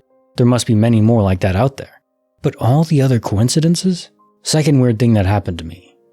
I sometimes have weird thoughts. I'd walk through the city and suddenly it'd cross my mind that person X could be here. And then a few minutes later, I see X in a store or walking by. Happened with a friend whom I'd never met at that point. We met online, but lived only 20 kilometers away from each other. Oh, A could be shopping here today. And it has a certain weird feeling to it. Also happened with a pretty random person. Girlfriend of my driving instructor. Met her once, just had small talk. Went into a store and thought of her crossed my mind. Went into the store and there she was. I had no idea why I was thinking of her. I had nothing to do apart from meeting her through my driving instructor. Another time, and this one is really strange. I got the same weird feeling when visiting the big cats exhibit in a zoo. I saw the zookeeper feeding the lions. He looked ill and tired and really down. Then I thought, oh, he will die soon. I'm a nurse, so yes, when somebody has an ill-looking skin color, I know things are already not great, but I don't jump to such weird things thinking about strangers. And I had the impression he'd die of something else, not illness. Maybe because he looked so tired? I thought mistakes could be easily made, which can be a life or death thing with big cats. Felt intrusive, I guess. I kid you not, 2 weeks later, his death made headlines in a bigger local newspaper. And even some TV stations reported it. He entered the tiger exhibit, but had left a flap open, which allowed one of the tigers to get back in and kill him with a single neck bite. Such a horrible death. But I knew it before it happened. Case file number 1636, written by Vermicelli Admirable, when tea time takes a glitchy turn. I just had the weirdest moment when making my tea. I wanted to specify this was such a minor event to preface, that this is not some weird large-scale thing like some of the most popular moments. Unfortunately, I was the only one to see or have it happen to. but my first thought was, that's a glitch. I was making my breakfast, which I always have tea with. Tea was mostly ready to go and I just had to add milk. It started pouring like normal, but then it started shooting out of the mug, also as a stream. This wasn't just me spilling it down the side of the mug or missing the mug. It was pouring into the mug normally for a moment, but then a second actual stream skipped out and over the edge of the mug. I stopped pouring immediately. A small little puddle of milk about 4 or 5 inches from the mug. It was just weird. And when I say it was flowing like normal, I mean it. If you imagine a laminar flow of milk out of the bag, then a separate laminar flow from the surface of the mug and onto the counter. Additional note, I'm in Canada, so the milk was pouring out of a bag. I want to specify this as it's just milk coming out of a small hole, not the jug or carton, where a lot can pour out at once. It's a tiny snip of the plastic edge. Case file number 1637, written by Business Web 9223, The White Room. I've always had vivid, weird dreams, déjà vu, reoccurring dreams that seem to point to a random future event in my life, but this one was different. When I was about 12 years old, I had a dream of being in a white room, completely empty besides 2 white couches facing each other, about 8 feet apart. I was sitting in one, and there was a boy my age sitting in the other. We both looked confused, asking who the other was and why they were in our dream. We ended up hitting it off, having a generally short conversation and saying goodbye, never moving from our seats. Woke up, thought it was weird, but after a while I forgot about the whole thing. Then 4 years later, I fell asleep one night to find myself in that same white room. I immediately recognized the room, the couches, and the now 16-year-old boy that sat in front of me. Both of us looked at each other and then began to cry. I told him that I can't believe how much he's grown. He says the same to me. We catch up on random life events like old friends and about this crazy connection we have and how weird it is. We end up getting up out of the couches to embrace each other.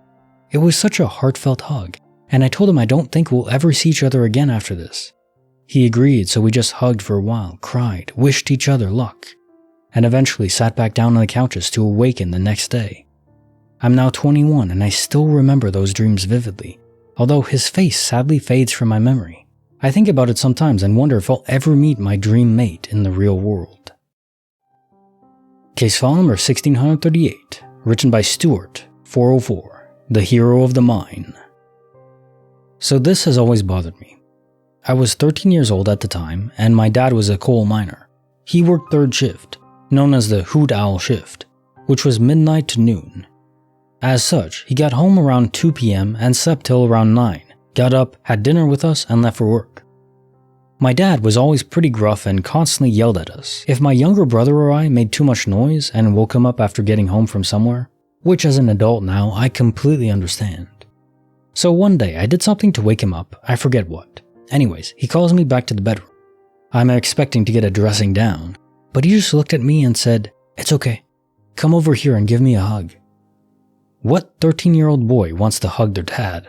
I kinda squirmed a bit and he followed up with, "What if something happened to me?" and just laid there all grizzled and tired. I didn't hug him. That night, there was an accident in the mine. He saved everyone on his crew, including the one person he went back in for. His was the only death, and I'm convinced he knew it was gonna happen. I'll never forget his eyes that day.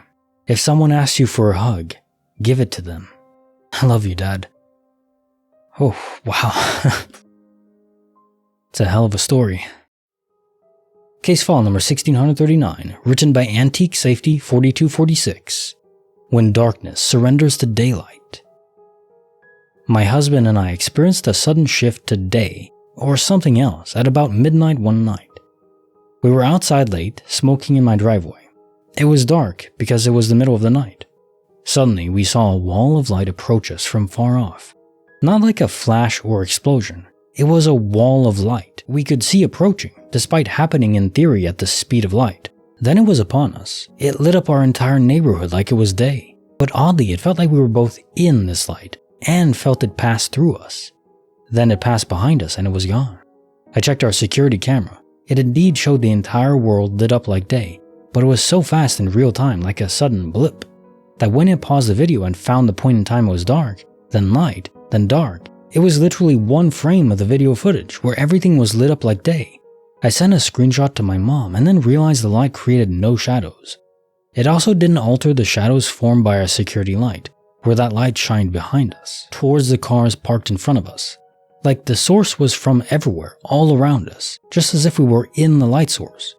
There were no shadows from us, none from our cars, not even below the cars or in front. So the source was neither above us nor in front of us like a flash. The source was everywhere, for that split fraction of a second. Yet we'd been able to see the wall of light approach as if it had a physical edge. And were able to see in the moment that all was daylight for just a moment, daylight without shadows. It was a significant enough length of time, experienced by both of us, to take this all in, despite seeing on camera that it had been so fast that only one single frame of film caught it. What the hell is that? How can that be explained? Had it been a brilliant flash of light or explosion, we'd have seen shadows created. Was it alien, paranormal, otherworldly? Was there an atomic bomb and we shifted realities? I doubt that, as we had video evidence in our new reality. If that had been the case, I don't get it. There was no temperature difference, there was no sound. We were just suddenly in a pure light source for that moment in time, as it physically traveled through us, around us, and then was gone. Any thoughts or rational explanations? Bonus file, written by AutoFac, The Sound of Sleep. I was living for 3 summers in a big old house that served as the rectory, church house, for a church where I was working. The minister was in and out all summer, and I was also there to house sit while he was on vacation. At the time, I was really into sleep tracking apps, and particularly sleep noise recording apps to see if I could hear myself talking in my sleep. I ran it almost every night and never heard a single interesting thing. I barely snore, so I would hear the odd siren outside, the bed creaking as I rolled over, breathing, a fart, etc. One morning, when I was alone in the house, minister on vacation, and I opened the app to play back noises from the night before, all the usual stuff until the second to last recording. The recording was from around 3:30 to 4 in the morning. You can clearly hear me breathing and that I am not rolling around or moving much. If I had rolled or gotten up, the app would have recorded it as it was an old and creaky bed. Suddenly, as you hear me breathing, there comes the noise of 3 very distinct and unmistakable raps of knuckles on wood, followed by a 2-second pause and the snapping of fingers. Tap, tap, tap, snap. It was super unnerving, especially because there was no evidence that it was me doing it. It bothered me enough that I set the phone back down on the nightstand and tried to recreate the noise from anywhere that I could reach while laying on the bed, the frame, the bedside table, the nearby bookcase, but I could never get it exactly, or figure out what wood was being tapped on. Whatever the case, the noise was distant enough that it could not have come from anywhere that I could have reached while lying in the bed. I have never been prone to sleepwalking, talking, or even getting up in the night to go to the bathroom, so I'm quite certain it wasn't me. This is something that has stuck with me, and for which I have no answer. Case file number 1640, written by Adam Hathaway. The Mama Flower is Tired. After my grandfather passed away, my grandmother, who was in the late stages of Alzheimer's, would look at the clouds and have full conversations with him. We told her that he passed away, but she never seemed to remember. I was around 16 or so and decided to go visit her in her nursing home. I came in and she was having a deep conversation with the clouds above. I said hello, and she told my grandfather that they would talk later. We talked for a while, I took her to lunch in the cafeteria, and then we came back to the room for her pudding. She told me she was tired and missed John, my grandfather. I teared up, swallowed the ball that had materialized in my throat, and told her it's okay. I told her that she doesn't have to hold on any longer, that she could go be with him. My grandmother smiled, walked over to her rocking chair, pointed at the embroidered throw that hung over the back of it. "You see this?" she said, pointing to the largest purple flower embroidered on the blanket. "This is the mama flower. And these," she said, pointing to 3 smaller flowers surrounding it. "These are the baby flowers." I noted that she had 3 babies too. She gave me a smile and a look that could only be translated into, "No crap, shut up and listen." She pointed back at the large flower and said, "The mama flower is tired, but still has to take care of the 3 baby flowers." "Yeah, but the baby flowers aren't babies anymore. They're grown up and can take care of themselves." She looked at me and said, "The baby flower has to die before the mama flower can go." At that moment, my stomach dropped and I couldn't hold back the tears. I told her I loved her and headed home. When I got home, I wasn't sure if I should tell my mom what happened, but she knew something was wrong and eventually got it out of me. She laughed it off and went about her day. About 2 weeks later, we received a phone call from a local hospital. They asked my mother if she was related to insert name of a strange uncle. She said that she wanted nothing to do with him and hung up. They called her back immediately and begged her not to hang up. They said that her brother had been in a serious car accident while running from the police and was being kept alive on life support. In fact, to the best of my understanding, his brain was severely swollen and a part of his skull was removed. It was currently being kept alive in his stomach. The doctor said that we wouldn't be held liable for any medical bills, but they needed someone from the family to give them permission to take him off life support. Eventually, my mom and her sister went to say their goodbyes, giving the hospital the permission they were seeking. The next day, I accompanied my mother to the nursing home to tell my grandmother what happened. As we entered the doorway of her room, she turned to us, smiled, and said, "See, I told you, the baby had to go first." My mother absolutely lost it, went to her primary nurse, and was livid that someone told her mother that her only son had died. The nurse looked at my mom and said, "I've been the only one in her room today. I swear to God I didn't tell her anything. I haven't even told the other nurses." 2 weeks later, my grandmother passed away. She was buried with her son's urn in the crook of her arm. Bonus file written by Amy Tolu 94. Get out of my body! My ex had left for 2.5 months for a field op. I was all alone in the house. I started hearing odd things at night. One noise that stood out was the sound of a broom with a wooden handle falling onto the linoleum floor several times in a minute or two before stopping.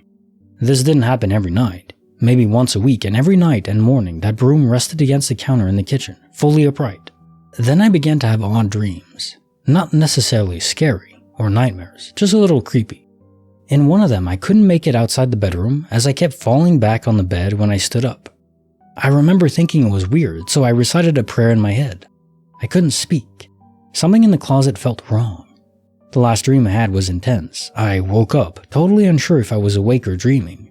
I slept with the comforter over my head and woke up in the dream, in the exact same way I was lying before. I had what felt like wind blowing up against me. It was loud and powerful. I resisted it.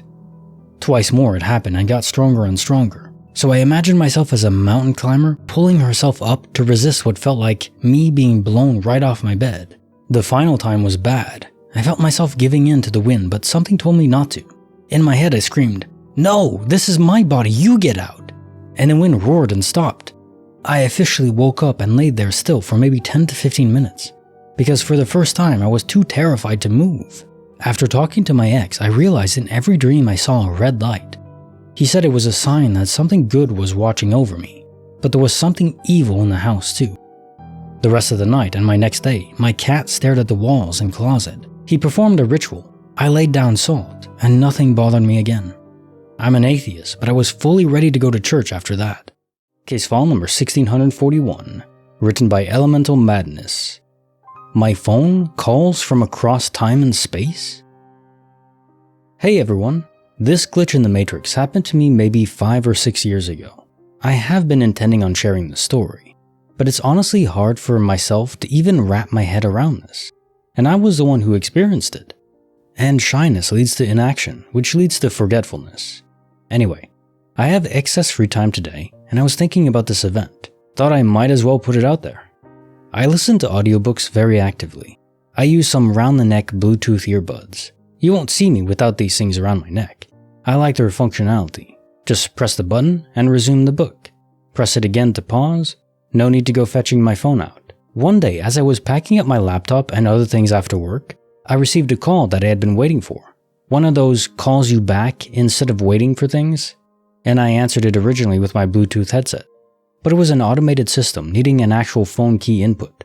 So, I took my phone out of my pocket to put in the necessary information, then continued to pack up my stuff and leave. Got in my car and put my bag and carry case in the passenger seat.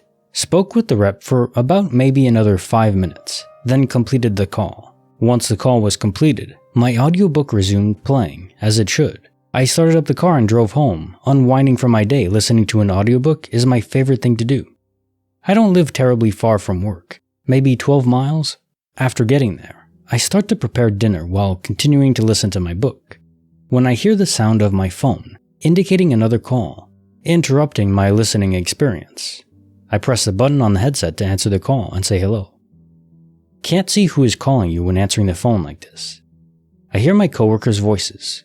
They seem a little confused. They say my name, I say their name back. Then there's a bit of an awkward silence. I begin to wonder at the possibilities of what might have happened since leaving the office, and I ask, "Is everything alright? Something going on?" And they ask, "Well, are you still here?"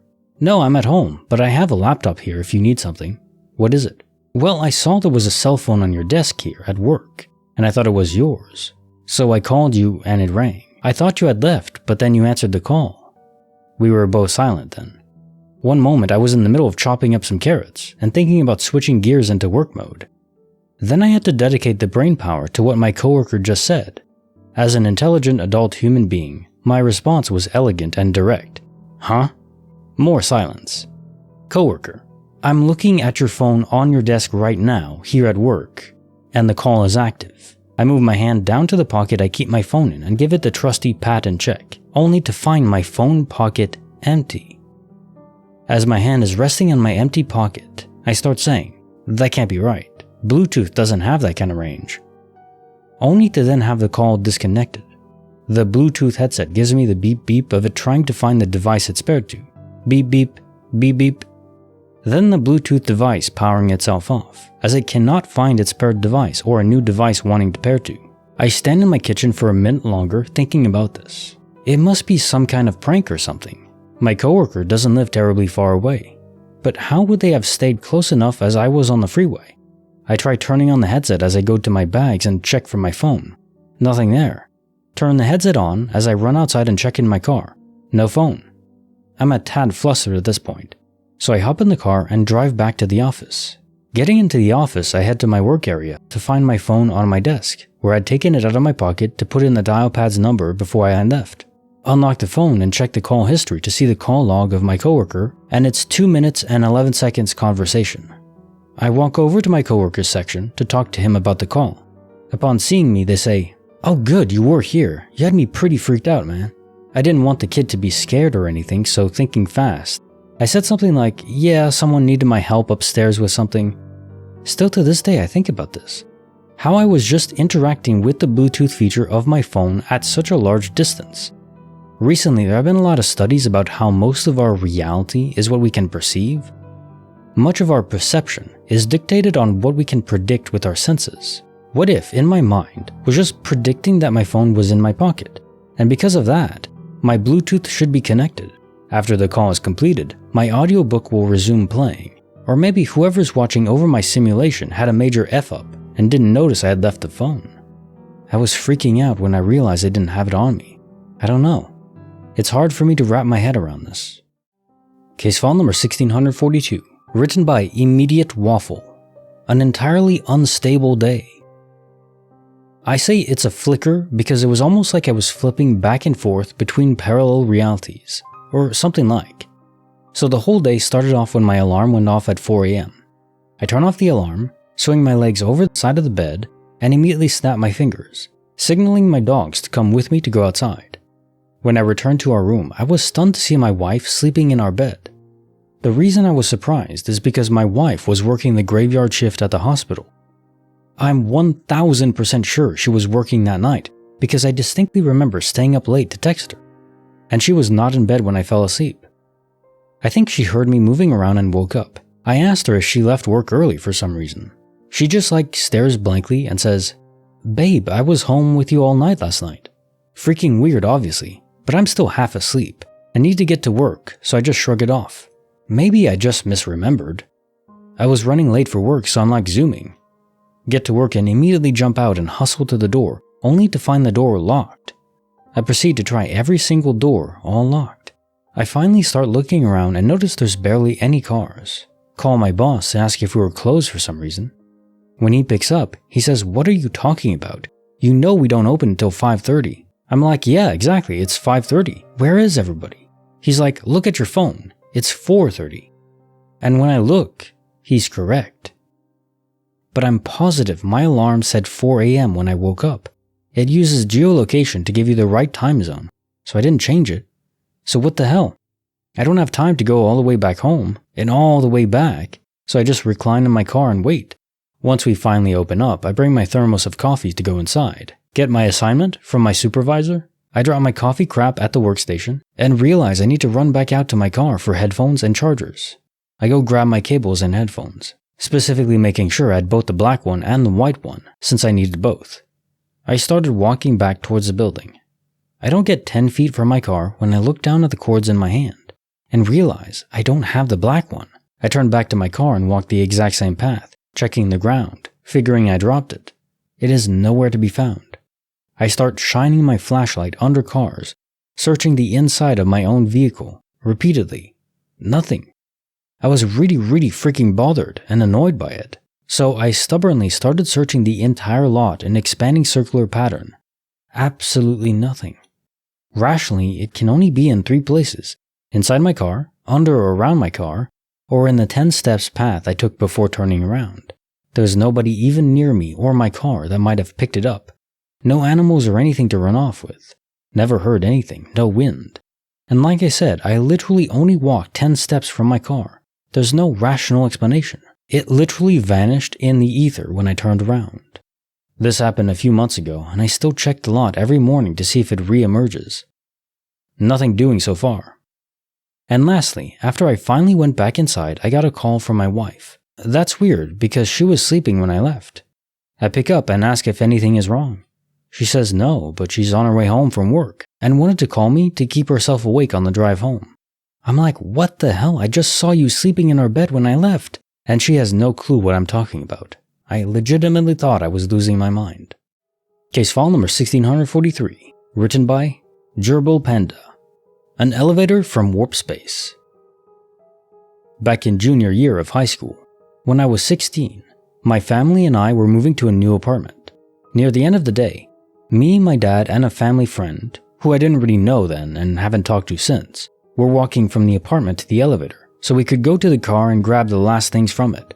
When my dad stepped into the elevator, the door closed almost immediately. It was specifically weird because the door had only been open for a couple seconds, and it closed way faster than I've ever seen an elevator door close before or after. The door won't open, so we're all confused. We're talking to Dad, he can hear us, we can hear him. Then suddenly, mid-sentence, his voice just cuts off entirely, and the door opens, and the elevator is just empty. So me and the family friend just sort of stare for a second. I step in and look around, no sign of Dad. I step back out of the elevator and immediately the doors close again, then reopen. And Dad's just standing in the middle of the elevator, looking dumbfounded. So we asked him what happened. He explains from his perspective that after the elevator door closed, at one point he stopped hearing us. And the elevator went up. Then it just stopped, and he heard what seemed to be wild animals he couldn't quite identify, and the sound of scratching on the door. This felt like it lasted around 5 minutes to him, before suddenly, the elevator door opened, without the elevator ever feeling like it went back down. We lived there for over a year, we never did figure out what happened, and the elevator never did that again. Case also file 1601, The Eternal Photograph. DOP, ROP, disappearing object phenomena, returning object phenomena, combined, pretty standard stuff in that regard. Why the photograph? We'll never know. I mean, maybe just because our own minds focus on an object, that is where the cue is taken, for it to disappear or for it to be brought back. But it does explain, and it does crystallize the proof that we need that when an object disappears, it is completely out of phase, unless it goes to a new universe, but in some cases they do just disappear. They de-render. So the sunlight, the water, nothing happened to it because it wasn't in the universe anymore. For a good while. Case also file 1602. Fish and chips with a side of spicy glitches. So this is a solid doppelganger story and they always get me. It's a fun thing to imagine. Meeting your own doppelganger, just not in the context of this story where they frame you, or like in Supernatural with Dean and those damn shapeshifters. I hate those guys. Disgusting. But here's a question. If you saw your own doppelganger in real life, such as walking down the street, would you go and approach them, talk to them? I think I would. Unless I was overcome by an extreme level of fear, I will trust my gut. Case also file 1603. 3 businessmen unplugged from the Matrix. I think most people would try to explain this away with the flash mob theory. And those do exist. They're just people that go around and they create a scene of some kind that is weird. Like everyone in a certain area just freezing and stopping to move, which is very cool. Or some people go around where there's only a small handful of people that behave mysteriously and everyone else acts normal. And that would explain this if not for the fact that the clothes and the hair of the 3 people you saw weren't moving. How can you do that? Are these flash mobs able to control the laws of physics and surround these people with a bubble? Were they surrounded by a plastic bubble that was invisible? Maybe? I don't know. It seems like a stretch, but I don't know. Who knows? Maybe they're that advanced now. Deep down though, I think most people listening to this will think, yeah, something weird's going on. The universe isn't always stable, and sometimes it will apply in strange situations like this, where time just slows down. There are enough accounts of it happening, usually from the perspective of the person where time is slowed down, but from the outside perspective, well, if it lasts long enough in that time frame, sure. I wonder from the vantage point of the businessmen, did they notice the whole world slowing down for them? Now time for the quote of the day. The greatest conflicts are not between 2 people, but between one person and himself. Garth Brooks. Or at least, they should be. You can't win in life if you're comparing yourself to everyone else in the world. There's too many people. There's 8 billion people. You are not, and I am not, and no one else, well, no one is the best person in the world at any given thing besides one person. Are you that 1 in 8 billion in anything? Probably not. And that's okay. You don't have to be. You don't even have to be 1 in a million. Just be the best you can compared to yourself, who you were yesterday. Try to improve on yourself. It's like those video games where there's time lapse. You're not racing anyone else. You're racing yourself. Try to improve on who you were. Be the best version of yourself. Even though you are limited by your own genetic blueprint, you don't even know what those limits are until you try to test them and push them. Maybe break through them a bit and go Super Saiyan. We've all tried to do that, right? Question 1604. The power of my mind exceeded my wildest dreams. Well, I think we've all done this too, right? Trying to conjure an item from the ether, or trying to manipulate an item in real life with our mind. Telekinesis, trying to move it around or bend it. I certainly did after watching The Matrix. Once you realize the spoon isn't real, then you'll understand. If we do live in a simulation, it's not quite as malleable as The Matrix, because I can believe we're in The Matrix, but I still can't move stuff with my mind, sadly, or fly around. Although I still try, I won't lie. Now in this case, you didn't directly see the pencil materialize. It's altogether weird. How could that be a coincidence unless her mom did it? But it really sounds like she didn't. It wasn't a prank. Like she heard you, maybe you were mumbling about materializing a pencil and then she pranked you because she had a weird one lying around. Maybe.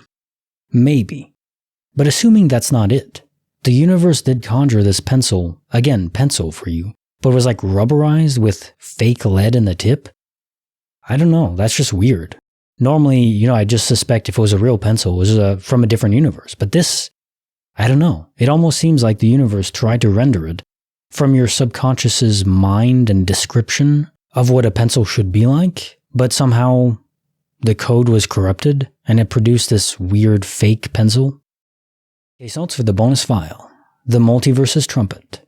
So repeating this pattern where you're seeing sights and sounds that aren't real, and with your friend too.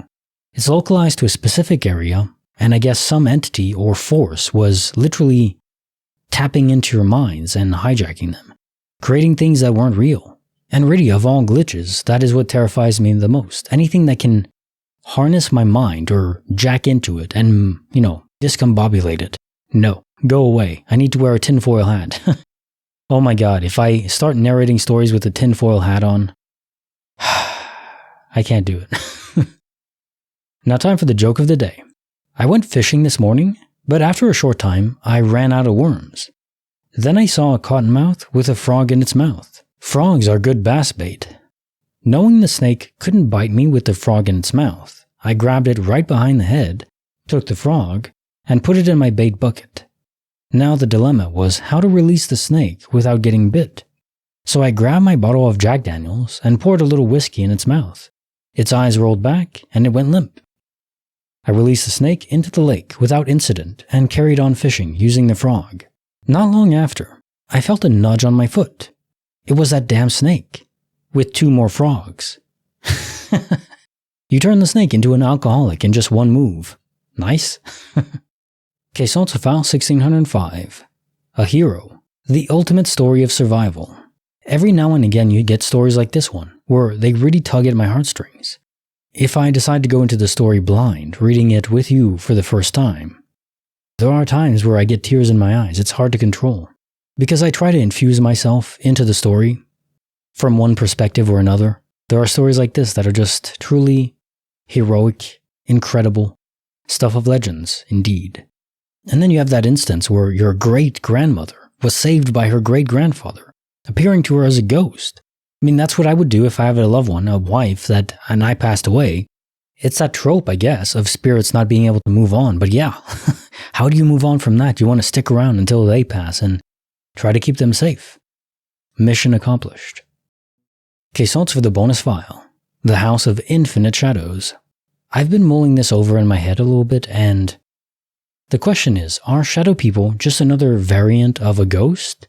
Or are they souls that are trapped in between universes, stuck in limbo, from a quantum immortality event?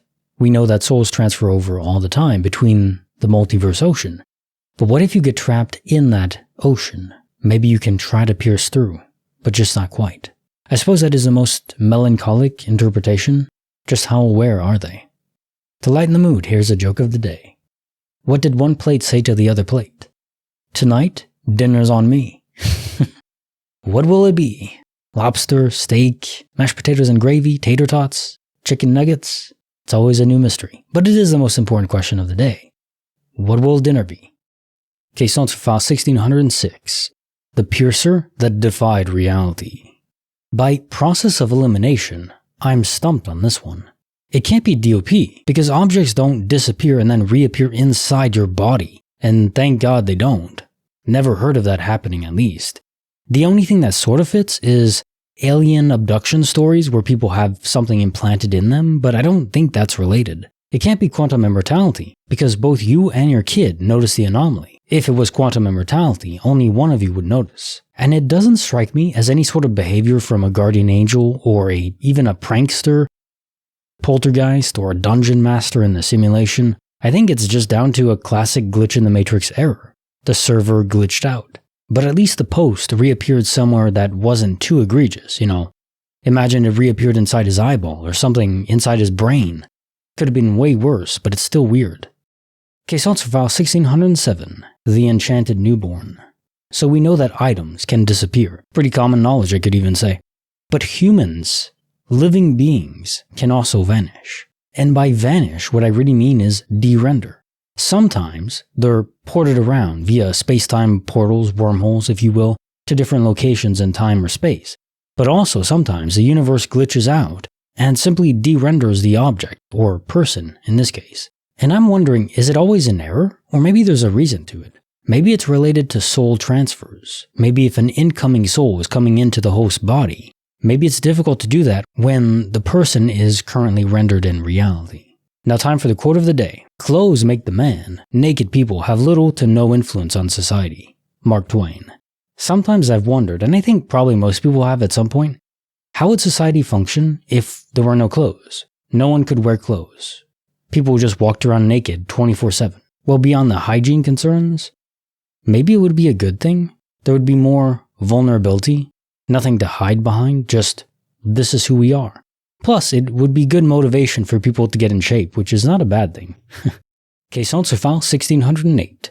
Door dashed into a warped Hilton. So first off, 3,000 deliveries? Damn, you're an efficient food delivery person, and respect for that, because food is everything. I've kind of thought it'd be fun to deliver sometimes. Of course, dealing with unreasonable people is the issue, but other than that, it could be fun. The solution I can think of to this is that you temporarily visited a different universe. In that universe, the Hilton orientation was flipped, and the text you received was for that universe. And then you came back. Now there is a wrinkle in this theory, as in the original universe, the one you came from, the delivery wouldn't have been made. Unless it was a soul swap.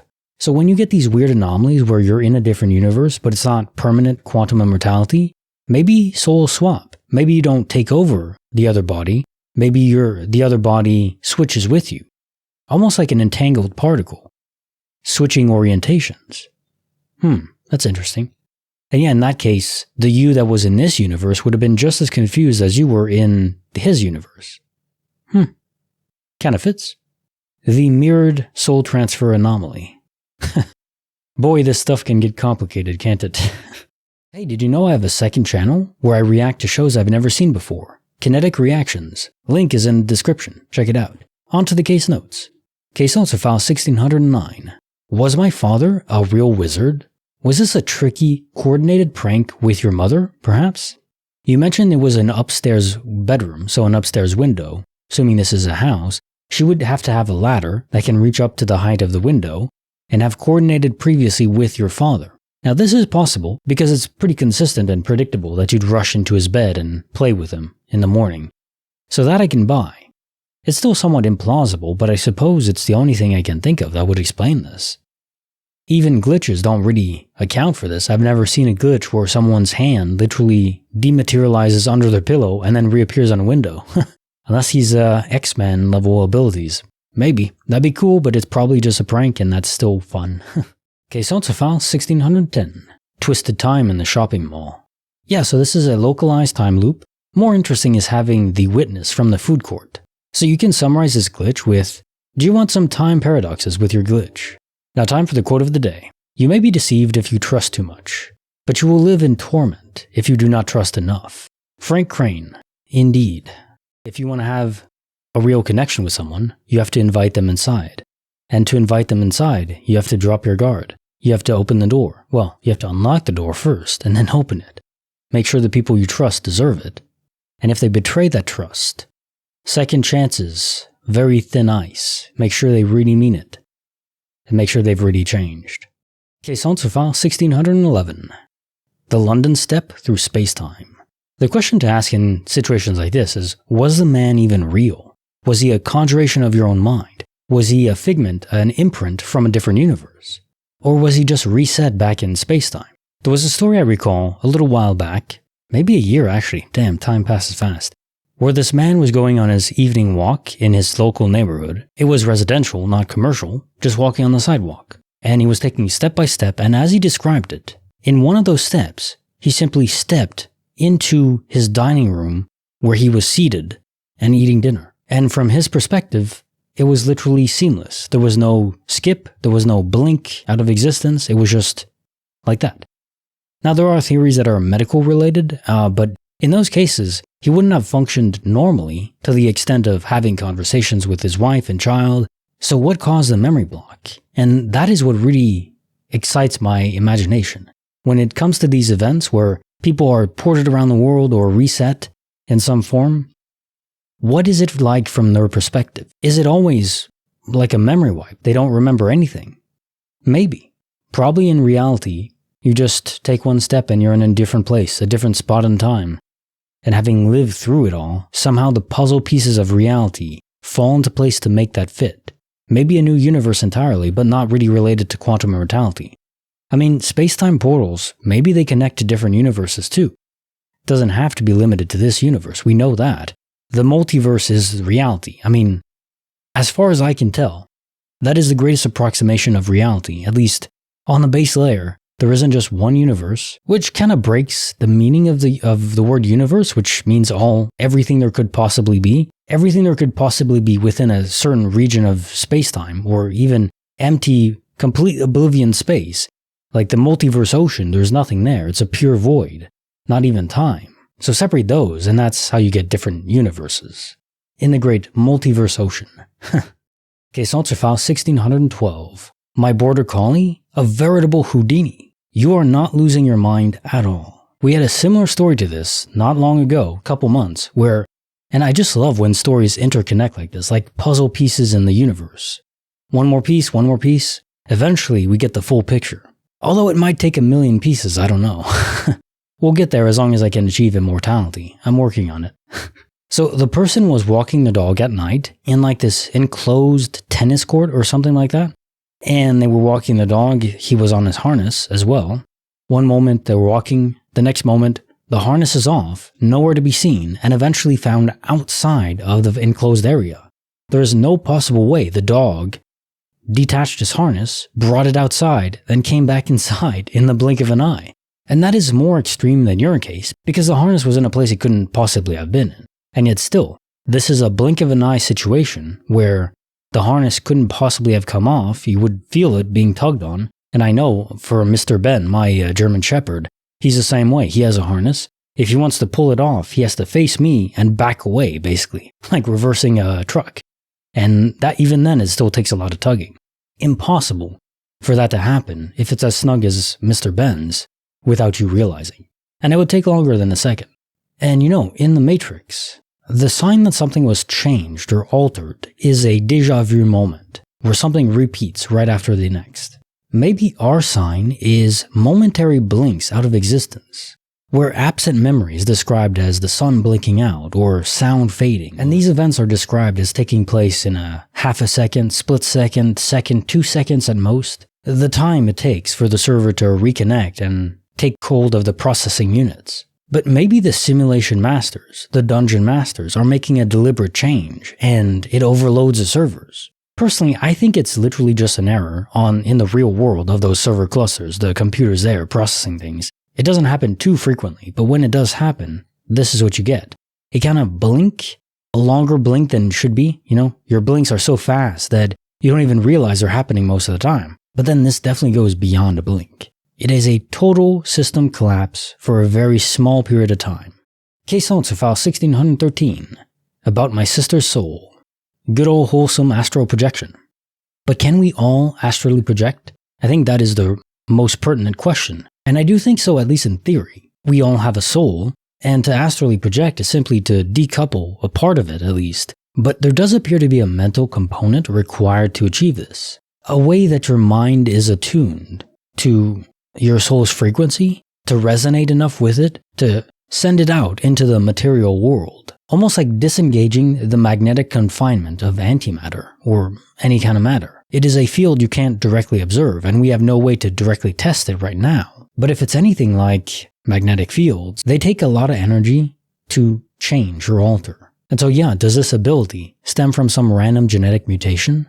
Now time for the quote of the day. Every day I remind myself that my inner and outer life are based on the labors of other men, living and dead, and that I must exert myself in order to give in the same measures I have received and am still receiving.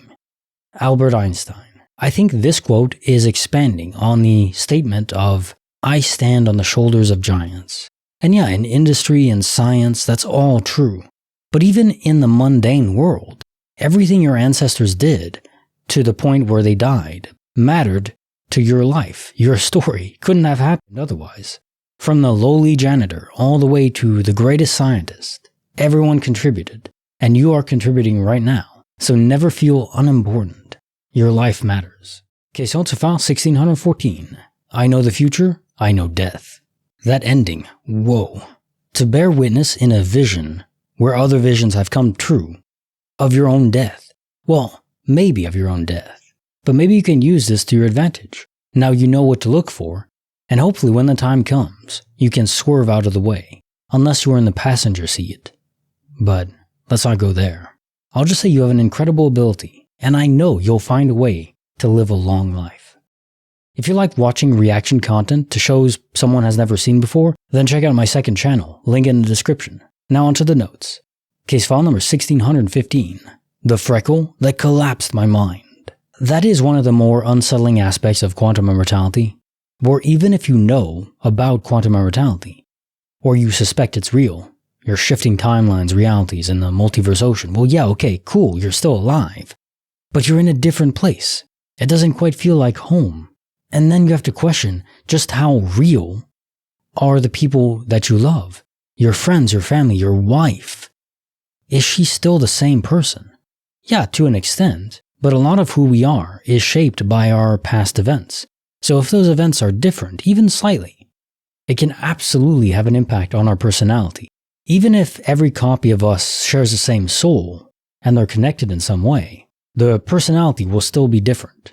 It'll still be grounded in the soul. The soul has the greatest influence, I think. You know this from people experiencing the same thing, in their life path and yet turning out differently, because the soul still matters. But those events influence, no doubt about it. So yeah, it's not unusual and it's not wrong to feel like something isn't right. Because, at least for you, it'll take a while to get used to the new wife. I do believe you fell in love with her soul, so don't fret. You'll fall in love with her new personality, even if it's slightly different. Case notes file 1616. The girl with two names. Another case of quantum immortality, I suspect. I just wish it wasn't so disconcerting for people not in the know, or even people in the know. Because no matter what theories we have, we're gonna start doubting our own mind, our own senses. If one event is simply different in your current reality than your own brain tells you it should be. Yeah, you have a theory that fits quantum immortality, but it's still weird. And a name change is a huge difference. Because just think about how much a name will impact your life, how people will treat you in school, how other people, strangers, will treat you. There's no doubt about it, a name has a massive impact on a person's life. It's actually kind of crazy when you think about it. So if you have children, try to really think hard about that name, because it does matter. And I mean really, there's simple examples like Joey. Joey's your buddy, Joey's your pal. This was a Friends episode skit, where Chandler was, maybe not the strongest name, but still, Chandler would be, I think, friendly. And I don't mean to say that a name defines your fate or anything like that, but it will certainly influence you, because you're going to be treated differently based on the name, to a certain extent. My name, Paul, I guess it's a softer name, I think, but still positive. I think it's helped me develop a personality that is not malicious, you could say. Not many Pauls are going to be tyrants, I would suspect. Case notes are file 1617. My entire life was fake. The most frequent question you must ask yourself all the time is, was any of it real? Was all of it real? Another true life? Maybe, and this is my biggest theory, it was real. And it was memories leaking into your subconscious while you were dreaming of a real life that you had, a real experience, you could say, from the simulation. So we live, we die, we wake up in the real world, and maybe in the real world it took only an afternoon and we just jump back in. Or maybe it took an hour. It's all back to that Inner Light TNG episode, which is fantastic. And yeah, sure, the mind can process things faster than we can imagine. And if you can interface with it and load a specific program, and then suppress memories, well, that takes a lot of doing. But if you could do all that, yeah, could all be a simulation, and we chose a specific scenario. Maybe we chose, for people that are struggling. Maybe they wanted that. Maybe they wanted that hard, brutal experience. And I can believe that. I mean, right now, I'm attracted to games that are very difficult and brutal. And who's to say, maybe in the real world, we're a trillion, quadrillion years into reality, and we're just bored, so we want to experience new things, novel things, even if they're painful.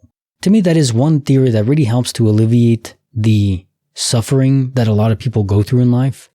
To just know that, well, this isn't the end, and to an extent you chose it. Now, just to be clear, this is just a theory. I don't know for sure. It's one that I gravitate very strongly towards. But no matter the theory, the emotions we experience in this reality, simulation or otherwise, are so profound. Well, something like this, if it happened to me, no matter my theories, it would be a gut punch and something that I would cry and sob just like you, no doubt about it. Now, time for the joke of the day. A man walks into a library and orders fish and chips. The librarian says, "This is a library." The man says, "Oh, sorry, I'd like some fish and chips." Yes, just say it in a whisper. That's all that the librarian meant. Imagine if libraries offered food. That is appealing to me because food is everything. Probably wouldn't work because the library is so quiet. You would hear everyone masticate, and you don't want that. The constant mouth noises, I go through great pains to make sure I filter out as much of those as I can in the recording because it's not fun to listen to. No one wants to hear someone eat. No. Actually, no. Some people actually do. It's like ASMR or something.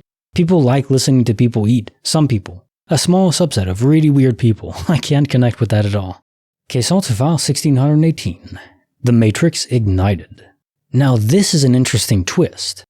The idea that the real world, we are in a simulation, but it's not just for fun. It's to occupy our minds in an interstellar voyage across the galaxy. That is so sci-fi and awesome. Now, I wouldn't say just from this one story it's concrete evidence or certain proof, no. But it is very interesting, and it's definitely something I kind of enjoy because, waking up and realizing, yeah, okay, this is our life. I'm like the captain of a ship traveling to a new star system. It really appeals to the Star Trek nerd in me to just go out there and explore. I mean, it is the final frontier as far as we know. And it would make certain sense if we do develop, or we did in the real world, cryonics or stasis, but it only preserves the body and the mind is still active. You don't want to just be sitting there, yeah, preserved, but you'd go insane over hundreds of years, just staring at the pod. So you need some way to entertain your mind. Keep it occupied. Case notes of file 1619.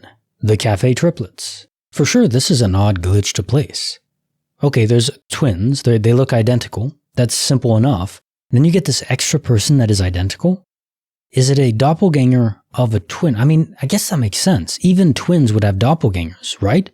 And if we're going with a doppelganger that is instilling a fear, not just a genetic random copycat. It didn't seem to invoke that, so maybe it is just a really weird fluke. But why would they be in the same location like that? It just seems wearing the same clothes. Clearly that was calculated. I'm honestly not sure. I mean, I suppose it's a doppelganger event. But I suspect that isn't the full story. There's something else too going on.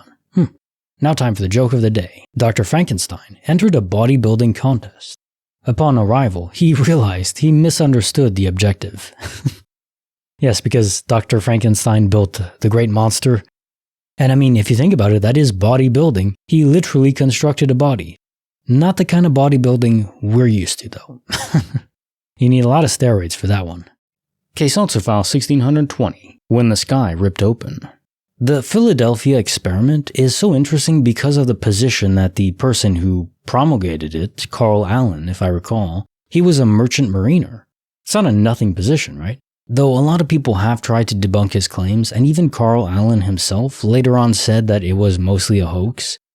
Thing is, if this really happened, and the government didn't want it to be accepted as fact, well, there are ways to compel a later recanting.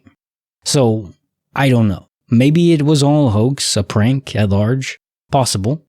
Or maybe the government just wanted it quieted, and the whole thing to go away. Either way, without having been there ourselves, we can't know if this was some invisibility test, teleportation, whatever it may be, or just a prank. So we'll never know what happened on the USS Eldridge, but we have so many accounts of stories similar to this, where things appear in the sky, anomalies in the sky, or on the ground, space-time portals. They're all over the place, and they happen all the time.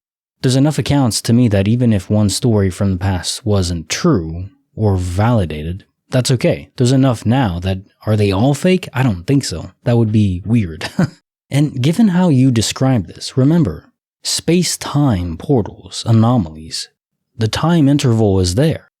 Can be a mixture of both space and time. To what you describe the ship as, not being alien, but also not really what we could build now, so a ship from the future. That makes sense to me, and maybe it was even a spaceship, which would explain how it was flying, because space-time portals don't impart any kind of anti-gravity effect as far as we know. You just pop out to a different location in space and time, and normal physics apply then. So in that case, yeah, it must have been a spaceship, maybe in construction, but still had the anti-gravity or whatever propulsion system it uses intact and functioning.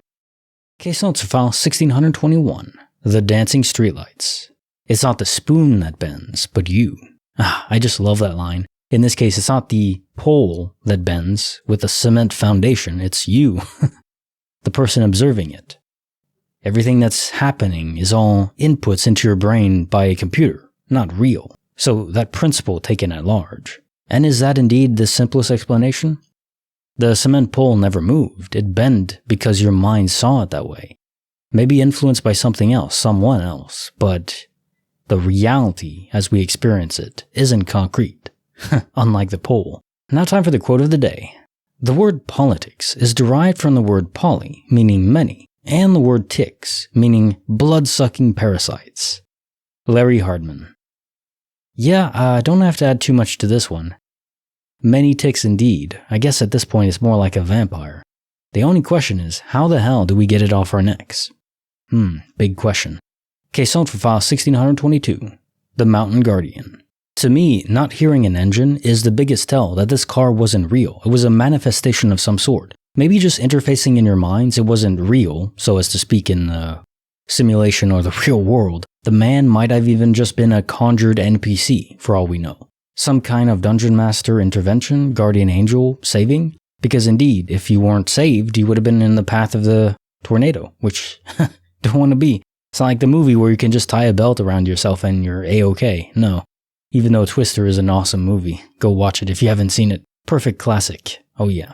Anywho, the other possibility is this was a sort of space-time portal, but in a different universe, one where electric vehicles were more prominent, earlier in time than us. So in the 90s and 2000s, early 2000s, they were everywhere, or ubiquitous. One way or another, you have to explain the lack of engine noise, and I guess either fit. I do prefer the guardian angel intervention because it is fun to think that something is looking out for you. Case notes for file 1623. When reality bends around a mysterious rug, it's a conflict in quantum immortality.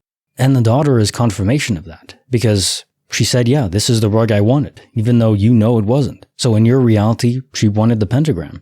Kind of a big shift. I mean, pentagram to kittens. But I guess it's what they had at the store in the other universe. And yeah, I know this and now you know it, but it still must be incredibly jarring to experience, because then you ask yourself, is this really my daughter? Is this really my husband? Are these my friends? The people I know? Do they have the same soul? I can't say for sure, but I think so. I think there's just one soul for each of us, but cut up in different pieces, but still linked together. So almost like a chain link fence, or maybe a sausage.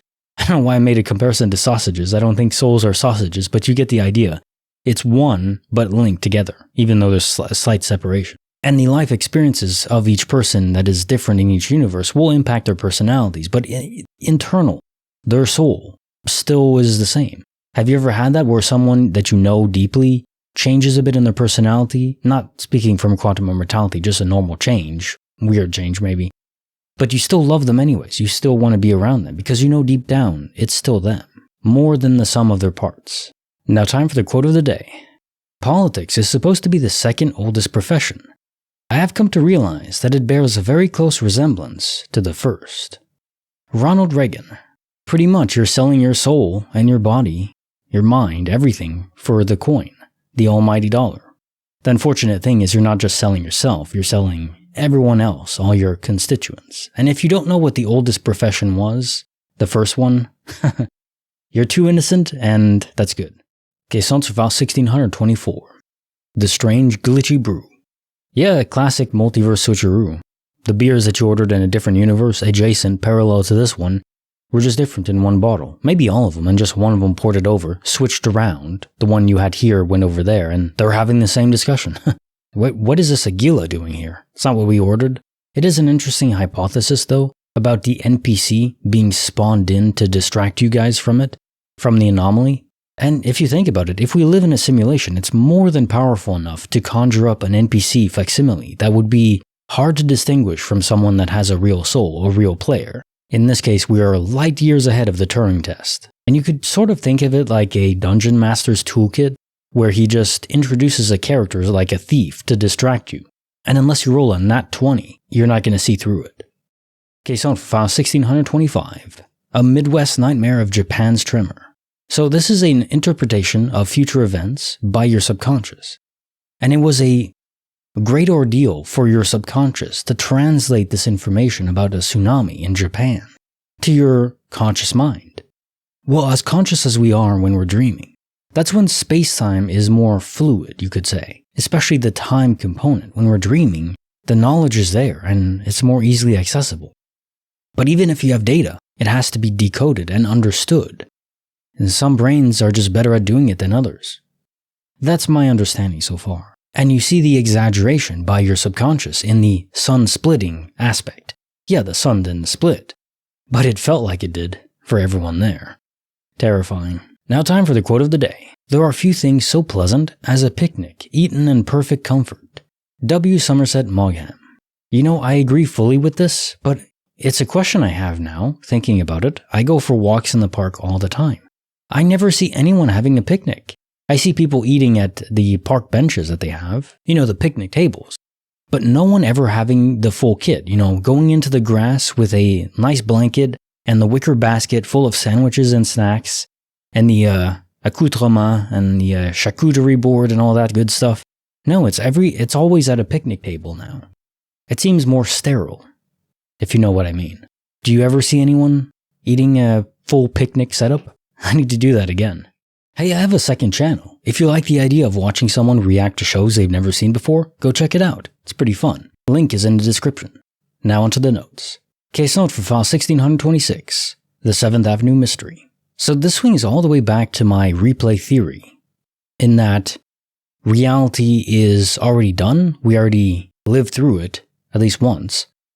And to a certain extent, I don't know how far into the future, but the idea is we're just living in a replay now, experiencing our choices from the first person, but not having direct control. We already made our choices, now we're just trying to understand why, like the Oracle said in the Matrix.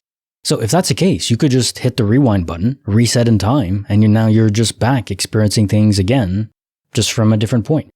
Now, we don't know if there was a time anomaly. You didn't mention checking your watch or anything, and it would only be a few seconds, so it would be hard to know. The other possibilities is just a classic space-time portal, and those are all over the place, but that is harder to fit because of how many people you're saying are on the street walking. So if you intersected one, a whole bunch of people would too. So it wouldn't be an anomaly, it would be national news.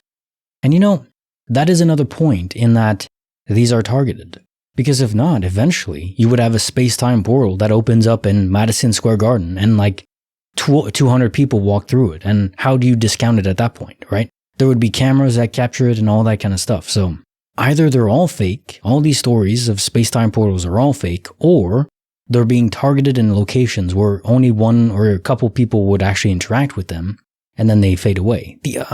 Because they're not unstable. You can cross it multiple times. We've had stories of that. So they have to be targeted. Otherwise, if they're just random phenomena, eventually we would catch it on tape. Multiple people would be experiencing it at the same time. You'd almost be able to replicate it. Case notes for file 1627. Tape and trepidation. First story is serious horror vibes. You could say, okay, this is happening in a different universe and it's multiverse sound, you're just hearing it. But why would anyone be taping the seams of a bathroom? That is creepy. Maybe to paint the exterior walls, I guess. It's still weird and creepy, right?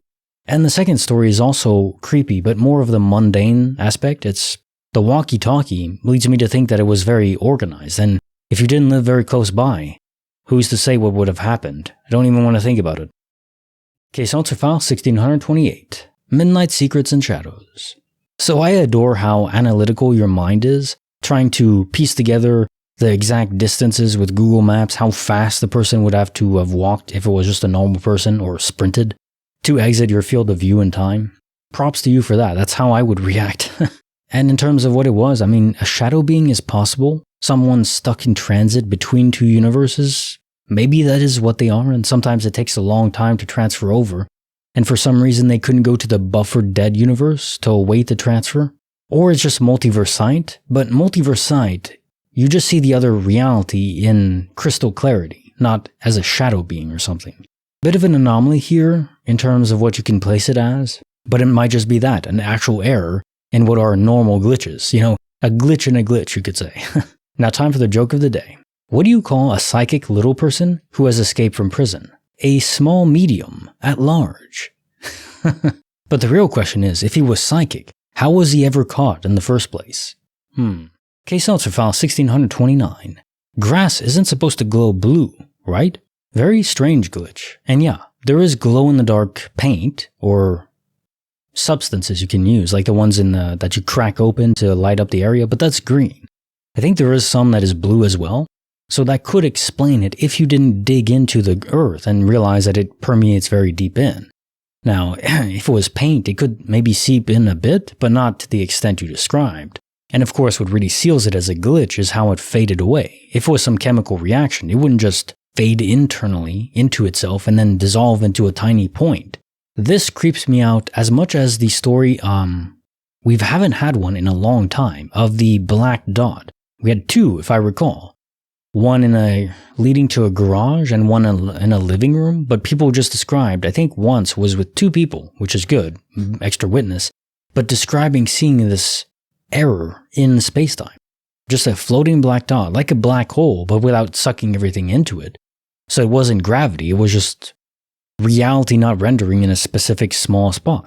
And I think in the second story, it was larger. So I was speculating, the universe is unstable, this black error is growing in size. Is it going to keep growing? Well, we haven't had more since, and it's been a while, so that's good. But then there's this, which is kind of similar in the way it fades into a point, like the universe trying to correct an error. I don't know. That kind of stuff disturbs me, because how do you fight against the universe being unstable? You can't really. Just have to hope if this is a simulation and there's an error, well, it doesn't destroy your mind. You just wake up and reset. That'd be preferable. Okay, so into file 1630. Scrubbing through spacetime. Okay, so I'm a single child. I don't have any brothers or sisters. So every chore in the household fell onto me. But I don't begrudge my parents for that. I think it's a good thing. It instilled basic discipline and also just keeping a place tidy. I can't even imagine going to bed with dirty dishes. That is the stuff of nightmares to me. As for the glitch, I think it is as simple as you described. A version of you did the dishes, and another version of you didn't. And either you switched universes with them, or you simply saw yourself doing the dishes when in your reality you didn't. You saw yourself doing something you never did. A soul swap event. Either way, for the version of you that didn't do it, how naughty. Bad. Very bad. And in trading places, it's just unfair. You bear the brunt of the consequences for their naughtiness. Now time for the joke of the day. Why did the old man fall in the well? Because he couldn't see that well. I do love a good play on words. Double entendre, let's go. Caissons file 1631. Phantom Purrs. We all know about different universes at this point, right? The grand multiverse ocean. Different sights and sounds can transmit between them. So if you had your cat that wasn't in your room in a different universe, and they just meowed, you could potentially have heard it in this universe. It's weird though, because there's no catalyst for it. There's no space-time portal in the vicinity, at least none that we detect in these cases. They're just sights and sounds, but you never go anywhere. You don't disapparate in time or space, unless they're pure wormholes. What is the word? Rosen-Einstein bridge? Or is it Einstein-Rosen bridge? I think it's the latter. Anyways, at the intersecting point between a white hole and a black hole, there's a bridge that forms. Now, it's extremely unstable, and nothing can cross it as far as we know. There would be no time to do that. But maybe sight and sound could? Of course, this necessitates a wormhole created by a black hole and a white hole. We know black holes exist, but white holes? And of course, if there was a black hole in the vicinity, you kind of wouldn't notice, unless it's a microscopic black hole. If they're actually subatomic, then they will radiate away their energy before they can absorb any more. So it wouldn't collapse the whole planet. Maybe some alien species is capable of creating these subatomic black holes by condensing enough energy in a single point. Of course, in these cases, we don't hear about aliens either, so they'd have to be extremely stealthy. The other possibility is your cat astrally projected, and his spirit was meowing outside the door. But that would be weird because she reacted to herself, her own spirit meowing. Can you be jump scared by your own spirit? That would be kind of funny, I have to admit. Caissons for the bonus file. The Tale of Nellie. That is an interesting note about how Nellie, the spirit of the girl, was fully materialized. There wasn't some foggy cloud around her. She wasn't translucent. She, by all accounts, was a real person, fully materialized in our realm. So what causes that? Sometimes spirits are faded in between our reality and wherever they are. My guess is it's something to do with like a soul battery. So that is to say, the more charged a spirit is, the more they're able to permeate through the membrane that separates these worlds or dimensions. Now, if that's the case, the question to ask on that is, what charges a soul? And on that note, I don't know. I mean, you would think the only thing that could is another soul. Just by being around her, maybe she was siphoning some of your energy without you realizing, because it doesn't take much. On a different note, exploring abandoned towns and mines and stuff like that sounds extremely interesting, exciting, and terrifying. In equal parts, pretty much. Now time for the quote of the day. There is a light in this world. A healing spirit more powerful than any darkness we may encounter. We sometimes lose sight of this force when there is suffering and too much pain. Then suddenly, the spirit will emerge through the lives of ordinary people who hear a call and answer in extraordinary ways. Richard Attenborough, answering the call. Yeah, I like it. It's simple and to the point. In the face of the tragedies of the world, we can look at those in despair. We can't change them. Or instead of despair, we can rise to the occasion and try to help people. Imagine if firefighters just suddenly were overcome with a wave of despair and apathy. And they said, oh, there's just so many fires, we can't save everyone, so what's the point? Instead of rising to the call and going to help people. We can't let ourselves succumb to that miasma of depression. We owe it to ourselves and others to overcome it, even though it's very difficult. Question suivant 1632. The silent emergency. So multiverse sight is where I'm leaning. There's also a space-time portal explanation, but you certainly hope it wasn't that, because those can take you anywhere, pretty much.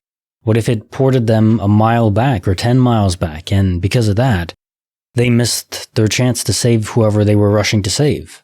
I hope it isn't that. I mean, potentially they were pushed ahead, closer to their destination. That would be good, but there's no way to know. So in that case, I would prefer it just be multiverse sight, because there's no gambling involved. They're just in a different universe and well along their way at the normal speed.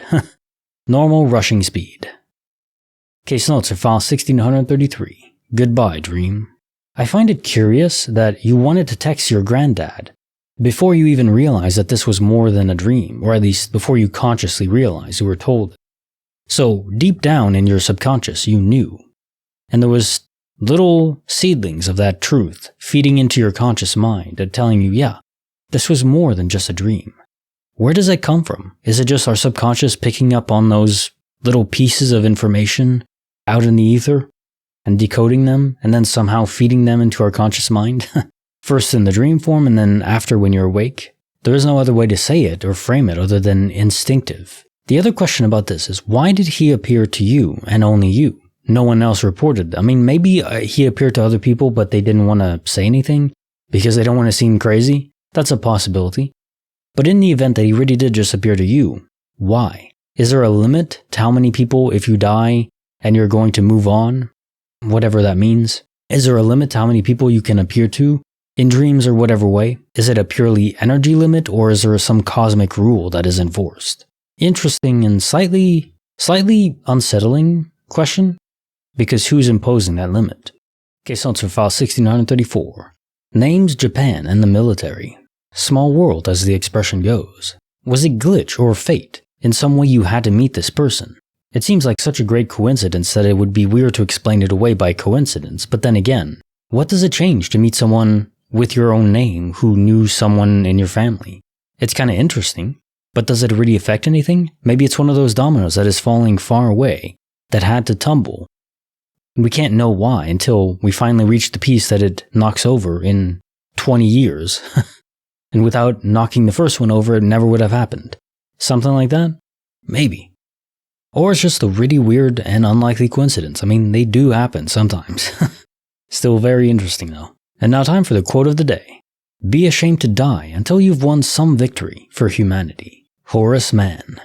Well, I agree with the idea of this quote, but I would amend it or add details to say that mankind, you don't have to win a victory for all of mankind, but for those you care about, like your family. And I think a victory, one that everyone can accomplish, is having children and raising them to be good for the world, to have strong morals, to follow the golden rule, to care about other people and to take care of themselves.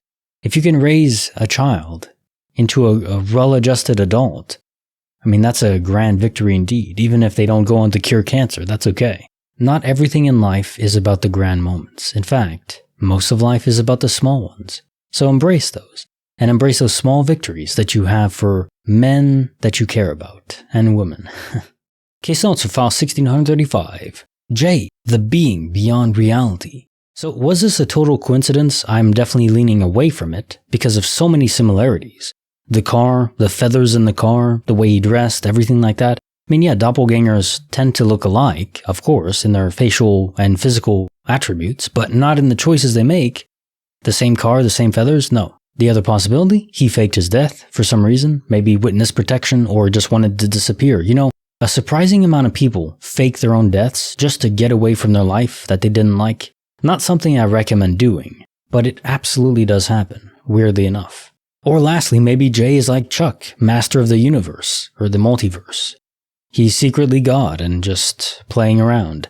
I mean, if you were God, and you could do anything you wanted, you created this awesome universe or multiverse, and you could insert yourself into it, wouldn't you want to? To play as a character in that universe, and pretend that you're just normal? Maybe with some extra subtle powers sometimes, but generally you'd want to just have fun, right?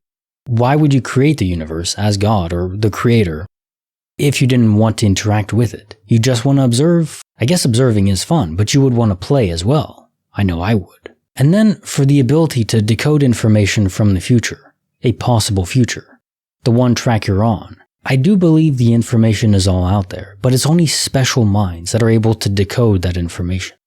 So, you're very special. Okay, Salter File 1636. When tea time takes a glitchy turn. Oh yeah, I remember those bags, those milk bags, the plastic bags of milk in Canada. It's been a while since I've been there, over almost 3 years now, and even then I wasn't buying milk. I was buying cashew milk, and I still do. It's honestly delicious and even creamier for less calories, so give it a try if you haven't. But anyways, yes, they come in little bags and you just snip the end and it pours out that way. So I can't imagine how having a second stream makes any sense at all, unless gravity itself was warped around the nozzle that you create. Very bizarre, but outside of a gravity anomaly that is creating a separate, like a side stream. I don't know what could cause that. Okay, Salter File 1637. The White Room. It's like roots spreading underneath the ground in the soil, desperately searching for water and minerals. And they don't know where they're going, but when they latch onto it, they don't let go. They try not to. It's like your spiritual, metaphysical roots were spreading out. They connected with someone else that was searching for love, romance, platonic friendship, something deep, something truly deep. I guess you could say a soulmate, although I think there are multiple soulmates. Basically people that we are very well attuned for, that we would mesh with extremely well. More than just one for every person. I don't necessarily think it's an exact number. Maybe one person has 1,000, another person has 100, another person has 1,000,000. It's variable. But I do think they exist in that format. And I think you found one, at least in the dream state. The question is there any way to materialize this awesome find in real life? Maybe some sort of facial recognition? I guess that's reserved for police, so it'd be difficult to pull off. And I'm sure you've given it thought in a way to find this person, and I hope you manage it, because I think if you do, your lives would never be the same again. Now time for the quote of the day. It is a mistake to regard age as a downhill grade towards dissolution. The reverse is true. As one grows older, one climbs with surprising strides. George Sand. Yeah, people think of age as going downhill. You know, it's all downhill from now. You're just pushing towards the center of the earth and you melt away in the extreme heat. No, I think aging is more like climbing up a hill or climbing up a tree.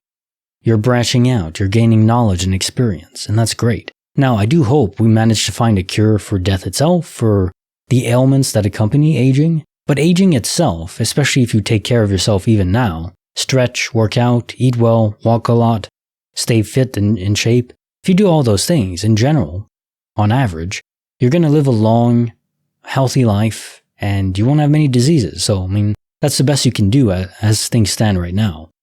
And if you do those well, then you age gracefully, you don't really deteriorate much, and you gain wisdom and knowledge. Pretty good, I'd say. Okay, Salter File 1638. The Hero of the Mine. To what extent was your father aware? And man, just rest in peace for a truly heroic, legendary figure. Saving so many lives without even thinking about his own. And I mean, there's nothing wrong with thinking about your own, but if you go to that extra step of trying to save everyone else and managing to pull it off, did he do that because he felt like some call, like he was shown a vision of the future of what would happen? And because of that, he said, well, okay, I'm being shown this, maybe it's Maybe I'm supposed to act as a guardian angel for all these people. And he still has a choice, and he chose that. Or was it more like an instinct? Something didn't feel right, like that sense of impending doom that people on their deathbed have? But that's because their own body is deteriorating. In this case, it's a knowledge of the future that could come to pass if he chose it. And my guess is if he didn't, if he avoided the mine altogether, those people would have all died, but he would have lived. And is that even wrong? I don't think that's wrong. I just think it's not being a hero. He chose the path of heroism, and that should be commended. It's truly heroic. Quezon file 1639, when darkness surrenders to daylight. Alien vibes indeed. And I think, as you point out, if it was a nuclear device that went off in some other universe, there wouldn't be evidence in this universe from the camera. That did catch a brief flash. It's like time perception alteration. I'm recalling the movie Contact, where Jodie Foster's character, Ellie, goes into this machine. She meets these aliens that can't, they're taking form of her dad who died because they don't want to appear to scare her as their true form. And if they're so far beyond us, it would be almost impossible to even imagine. They might even occupy a higher dimension, and that would be impossible to even visualize. So they appear to her in a way that she could comprehend, telling her she's not really ready. The human race isn't ready to receive them. This is like the first step. Small contact. But not even with proof. There's sort of proof, because in the movie, there's this device that plunges into a rotating spiral machine. It plunges in through these orbiting rings, but doesn't hit them. Per the perception of everyone outside, it goes right through. This pod goes right through it. From Ellie's perspective, she's gone for hours, maybe days. It's not really clear. She's like traveling across through a wormhole, through the whole galaxy. But when she comes back, even though from everyone's perspective outside, it went immediately through, the pod went immediately through, on the camera inside the pod, it recorded hours and hours, like 12 hours of static. So that's not exactly evidence, but it does point to something. The time perception element was completely broken. Now, if aliens exist here, for real, are they able to manipulate, maybe through a higher dimensional level, the time perception we experience? So something really did happen. And in the fourth dimension of time that we occupy, it was done in a single flash, a single frame. But for your perception, it took many, many frames, which is a factor of several hundred times. Difference in the rate of time passage. So if aliens could do this, well, they would be beyond us on a level we can't comprehend. And then, were they doing it to study you? Did they wipe your memory as well, and all you remember is this flash? Which wasn't heat, which wasn't really light as we know it? Maybe it's just what your minds could comprehend of this higher dimensional realm. And it's just not possible to comprehend higher dimensions. If you're on a 3D sphere, trying to visualize 5 dimensions is impossible. It's like if you're 2-dimensional, trying to visualize 3-dimension. If anything from the 3rd dimension would intersect with the 2nd dimension, you would see just this weird frame. It wouldn't really relate to time, but if time has more dimensions, then yeah, it could relate to this. Maybe the flash you saw was the intersection point, and you got caught in it. But for some reason the camera didn't interface. Maybe it requires a human soul to interface on that higher level. This is a whole bunch of speculation, I really don't know, but it's fascinating. Okay, so for the bonus file. The sound of sleep. Is anyone else freaked out by the idea of recording themselves sleeping? Not just audio, but visuals as well? I'm always thinking, if I record myself and I watch back, I'm going to see these weird aliens or monsters that are looming over me, just observing. I'm sure it's not true, but it's still a fear that I have, so I'm never going to do it. Because who knows? I don't want to know if that's the case. I can keep those ghoulish apparitions far away from my psyche, as long as I don't record myself. As nonsensical as that is, there you go. One of my phobias. And in your case, it's a materialized fear. Now it's only audio. Imagine what you would have seen if it was visual as well. Oh boy, God, nope. Okay, time for the joke of the day. My friend asked me to help him round up his 37 sheep. I said 40. There you go, mathematical pun. Let's do it. Okay, so it's file 1640. That deep connection that I hope to have one day, that I think can only be achieved either through your children or through extremely close loved one, someone that you devote your entire being to. Outside of that, you can have really close friends and that's great, but it doesn't achieve this level. It's almost like voluntary quantum entanglement. You are decidedly choosing to attach yourself to another soul, to the most fundamental level that there is. Regardless of the choices he made in his life, which sound like they weren't good, at the end of the day, he was still her baby flower, and the mama flower had to stick around until the very bitter end. Case notes for the bonus file. Get out of my body! I think this was a manifestation of what it's like to be possessed or to be attempted to be possessed. I don't think it just happens like that. Like in Supernatural, the spirit just flies into your mouth and you have no way to defend yourself. No. I think we have a certain barrier. Our own soul provides that. We're not necessarily consciously aware of it, but in the dream state, maybe we do have some conscious awareness of something, some force is trying to penetrate through and take control of us.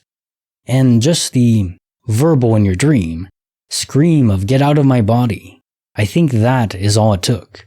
Everything else, the ritual, the salt, I don't think it was even necessary. At that point, you made yourself clear, and it could no longer take control of you. Or even try to. Now time for the joke of the day. I want to die peacefully in my sleep, like my grandfather did. Not screaming in terror like the passenger in his car. Oh no. That is something that happens where people have medical emergencies, or just pass out because they're tired and driving, and if you have a passenger, well, that's unfortunate. Let's hope that doesn't happen to any of us. Case notes are file 1641. My phone calls from across time and space? So if you think about this being a prank, it would be almost impossible. They would have to tail you within like 20 feet of your car the whole way back. And then also on the way back to the office, they had to know when you left. They'd have to have a spotter on your home. It just doesn't seem practical. Plus, they would have to have known that you wouldn't want to change any settings on your phone, go to a different audiobook, something like that. Just doesn't seem like that could fit to me. Bluetooth range is so finicky too, and just in general, like even being 10 feet away, often I'll lose Bluetooth connection on my little earbuds, these tiny things here, if you can see that. The range is very limited. The wireless aspect is fantastic, but they'll disconnect all the time. So I don't believe this is a prank.